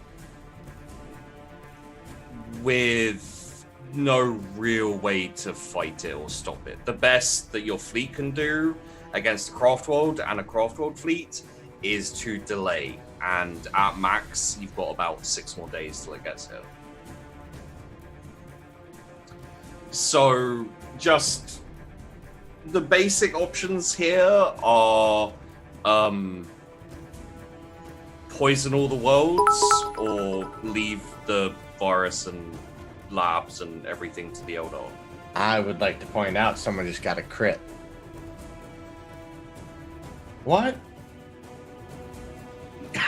Oh man! It's because you get $5. Let me think. Okay, let's weigh out our options while people. Let me delay while people consider giving a bit more for that crit. Oh my god! I can't believe our fate is literally in the hands of chat right now. Oh my god. So basically, we can hold out for a couple months, but we have a craft world coming. We can't poison all the planets because that would just doom us all. It would doom this sector. Yeah, the sector would be uninhabitable, basically.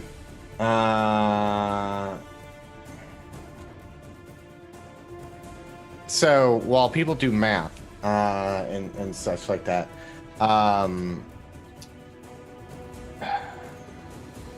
And we can't... Destroying the sector would just be pointless. It's not like a Tyranid fleet showing up. And no one's called any Space Marines because they think it's pointless or they're doing other things. Also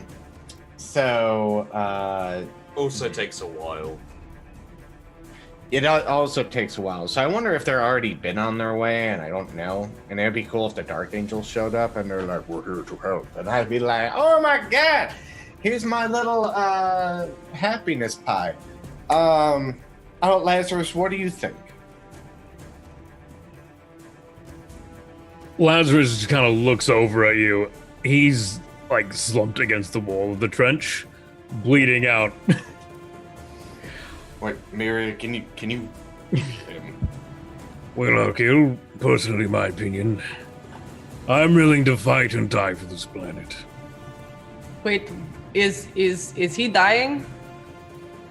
I can't see him. Is he dying? I'm fine, baby. Yes. Arkil, is he okay? Who's dying? He's leaking oil. Leaking. That's not oil, you fool. That's blood. You reach over and take Arkil's earpiece out, and then take mine out. Arkil. Either way, I'm not getting off this planet. Look at me. Yes, you've doubled in size. It's about that time, unfortunately. Upon knowing that it's blood, I'm going to run out. Okay? Like, just so we're aware, I am, like, locking the home screen, running up there, like, got my Medicus thing just, like, ready, and I'm, like, hustling over. You got 3 or 4 minutes before Maria gets there. Okay. Arkil, if the Emperor sees me through this, it will be your duty to bring an end to me. You know this.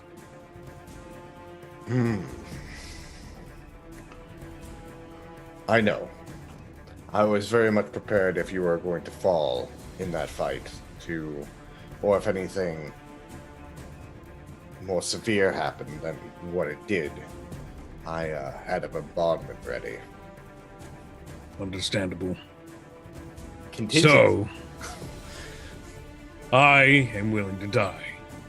Here now, or if this planet is doomed to die.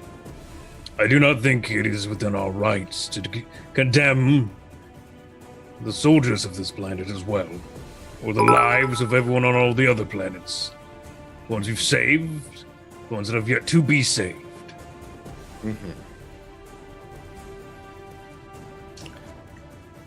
I was planning on holding out as long as we can. Destroying the whole sector, we can fight back for the sector, especially if we lose here today, but we can hold out as long as we can.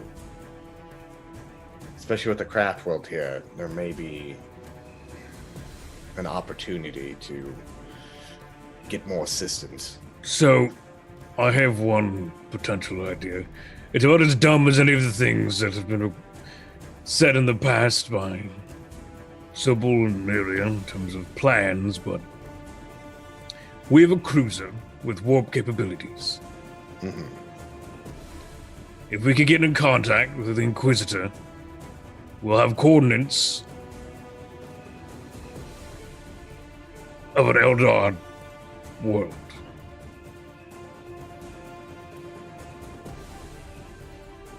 I suggest we warp that ship inside of it.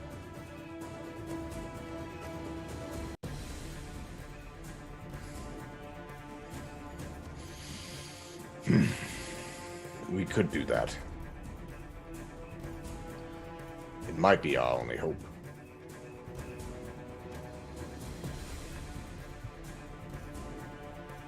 As the microphone gets closer to Sheepy's face, like he's gonna say something. Hello. So, as you guys are talking, you are hailed. Oh, you don't have your Vox in, do you? I mean, it's still in my hand. But I do. Okay. If you can hear the Vox, this is broadcast to all of you. the captain of the ship, who we never really He's a captain. got Yeah. to. He's a captain. What was his name again? Captain. Captain. Captain. Captain of our daunted sword, our ship. Major. Captain. Major captain. Captain, Major Captain. His name is Major Captain. MJ. Like first name Major, second name. His Is dad this was Okay. first Matter. letter of his Okay. His dad's Oh, name was Captain? Admiral Major Captain Major.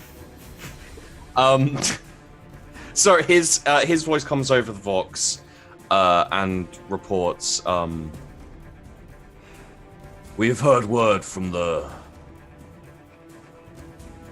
Sorry, we have heard word from the fleet. Inquisitor Harcanus has fallen. The Alpha Legion come. And let's end it there. Oh shit!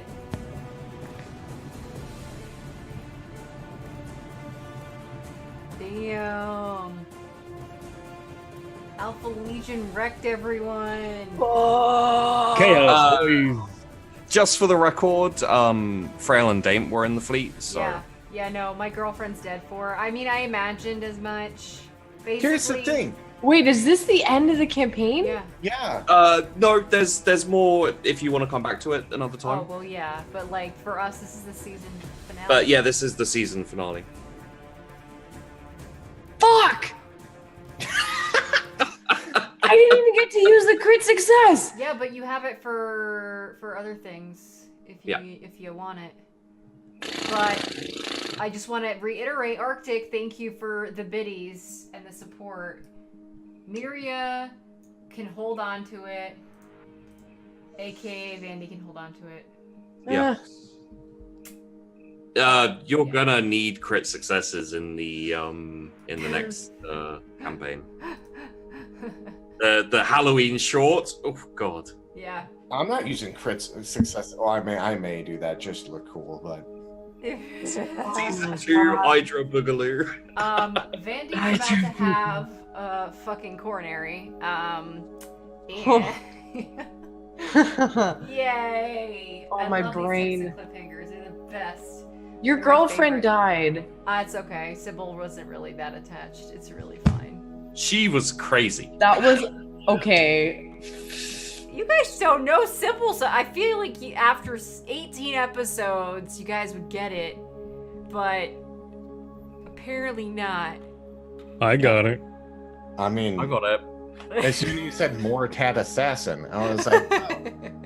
So her standards are pretty low. Yeah, pretty much. I mean, like, it was great for the time being, but you guys already heard them bickering back and forth about if we needed to kill each other, it would be totally okay, and we wouldn't feel sad about it, so... Yeah. Wow, okay, so that was the season finale of Dark Heresy Pyrebrand. Thank you guys for watching.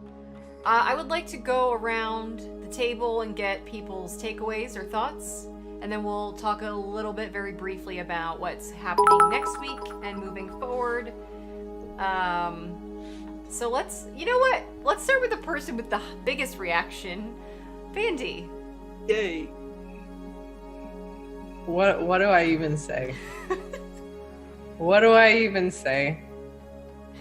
I spent a significant portion of this episode speaking gibberish, That was so much fun. and the rest of it gritting my teeth through code. Oh.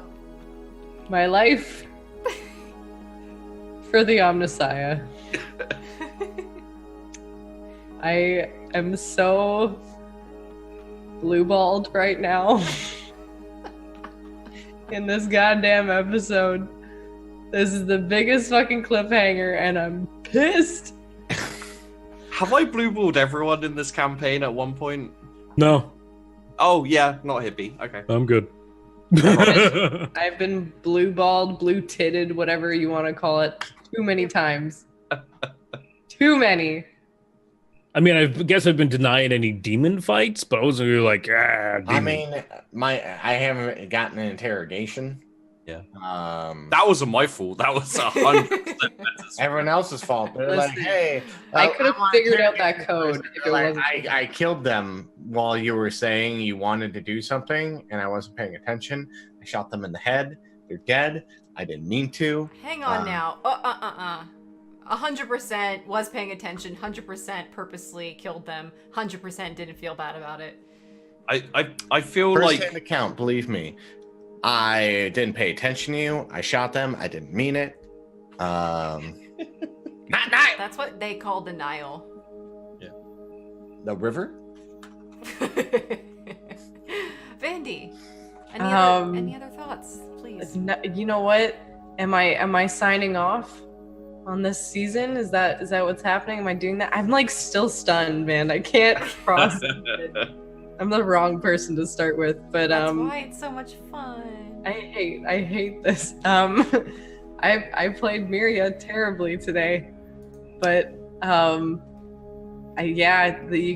name's Vandy. You can find me at Twitter and Twitch with my name, and I have a thing. I have a new D&D campaign, season 3 of it used to be Table Story of the Seventh Eon, now it's Spark of Eternity, and it is starting up on Sunday. So if you want to see that, D&D 5th edition, I am very excited. I'm going to be playing a cleric for the first time. Ooh, So heals abound. What kind of This cleric? time- a life cleric.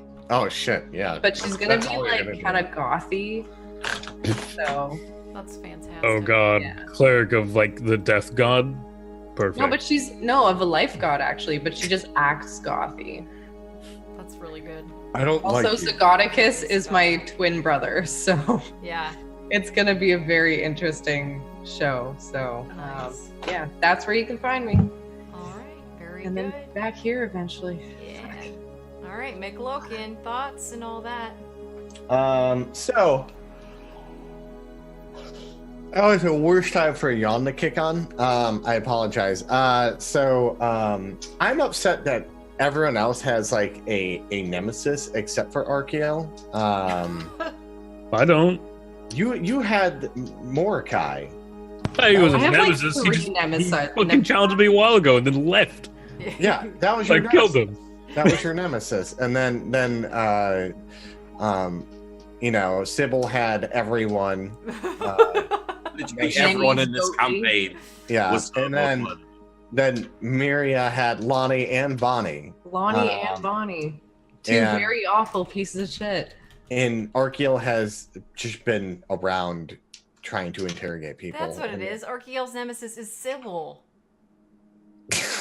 yeah, a little bit actually. But that's there's not a big fight scene. I did some cool shit though. I liked it. I liked I rolled really well. I was very surprised that I did. I was like, damn, this is it, because the rolls didn't matter at that point in time. So they're just like, yeah, just make a blow. And fuck it. He looks fantastic. Look at him over there killing all these Eldar, doing some fancy stuff, chopping some people up. I like the I literally was the contingency what I mentioned. It was literally if Lazarus fell in the fight, because I don't know how dying works. I don't know if you get to 0 and you're dead or how it works in this game.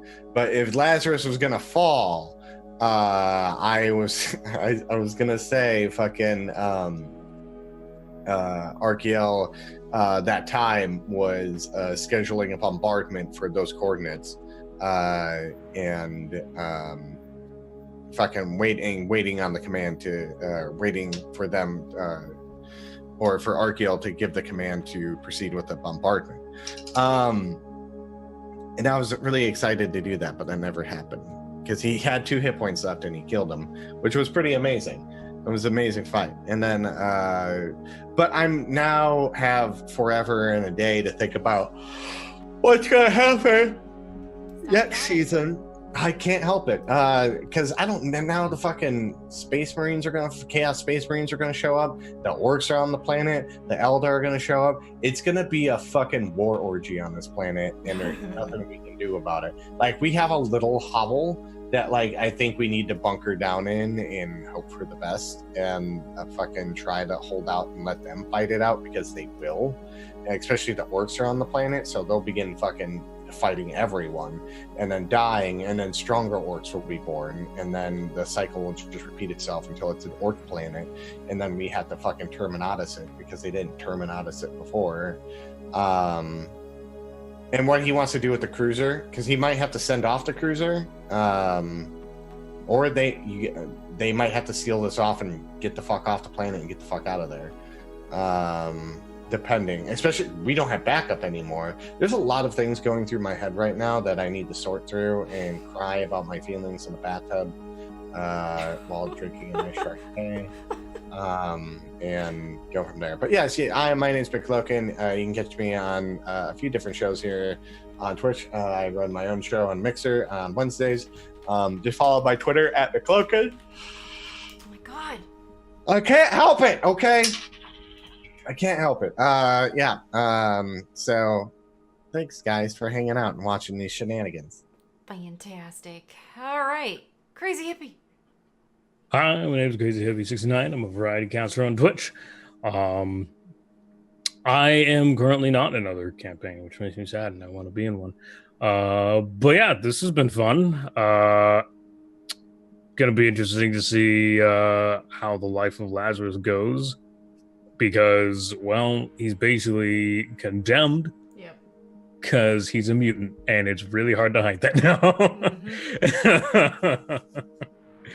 And so yeah, that'll be fun. But yeah, I'm excited to see. I'm hoping we do another season. Like, I'm pretty sure we're all kind of down for it. We just gotta figure out when we can do it. Yeah. But yeah, we'll killing stuff is fun. I got to use my sword finally, and surprisingly, I'm really good at melee combat, which was crazy. And now you doubled in size, which you're better at melee combat now? Jesus.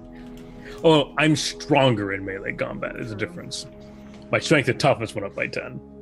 That's insane. Yeah, I mean, it is absolutely crazy, yes. But yeah, so it's a good day.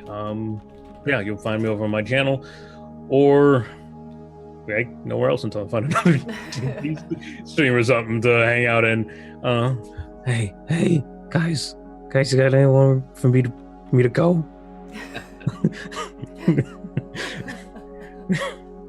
I'm lonely.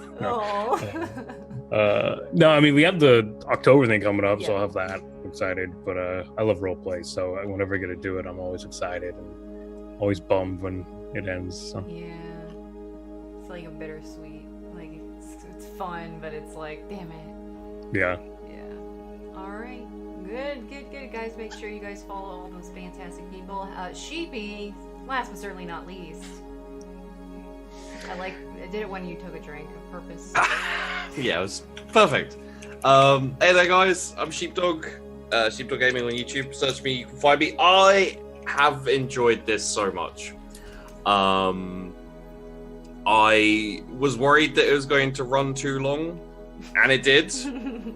Because Warhammer 40k game rules, especially the combat, it goes on and on and on. Yeah.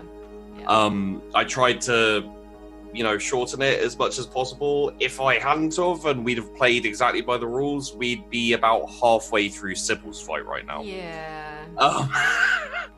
No thanks. Yeah. But yeah, no. One fun thing is that I had a worst case death scenario for all of the characters for today's episode. I had Miria was going to the lab was going to be infiltrated by Eldar, and she was going to have to make a choice between leaving the console to be destroyed or getting attacked and killed.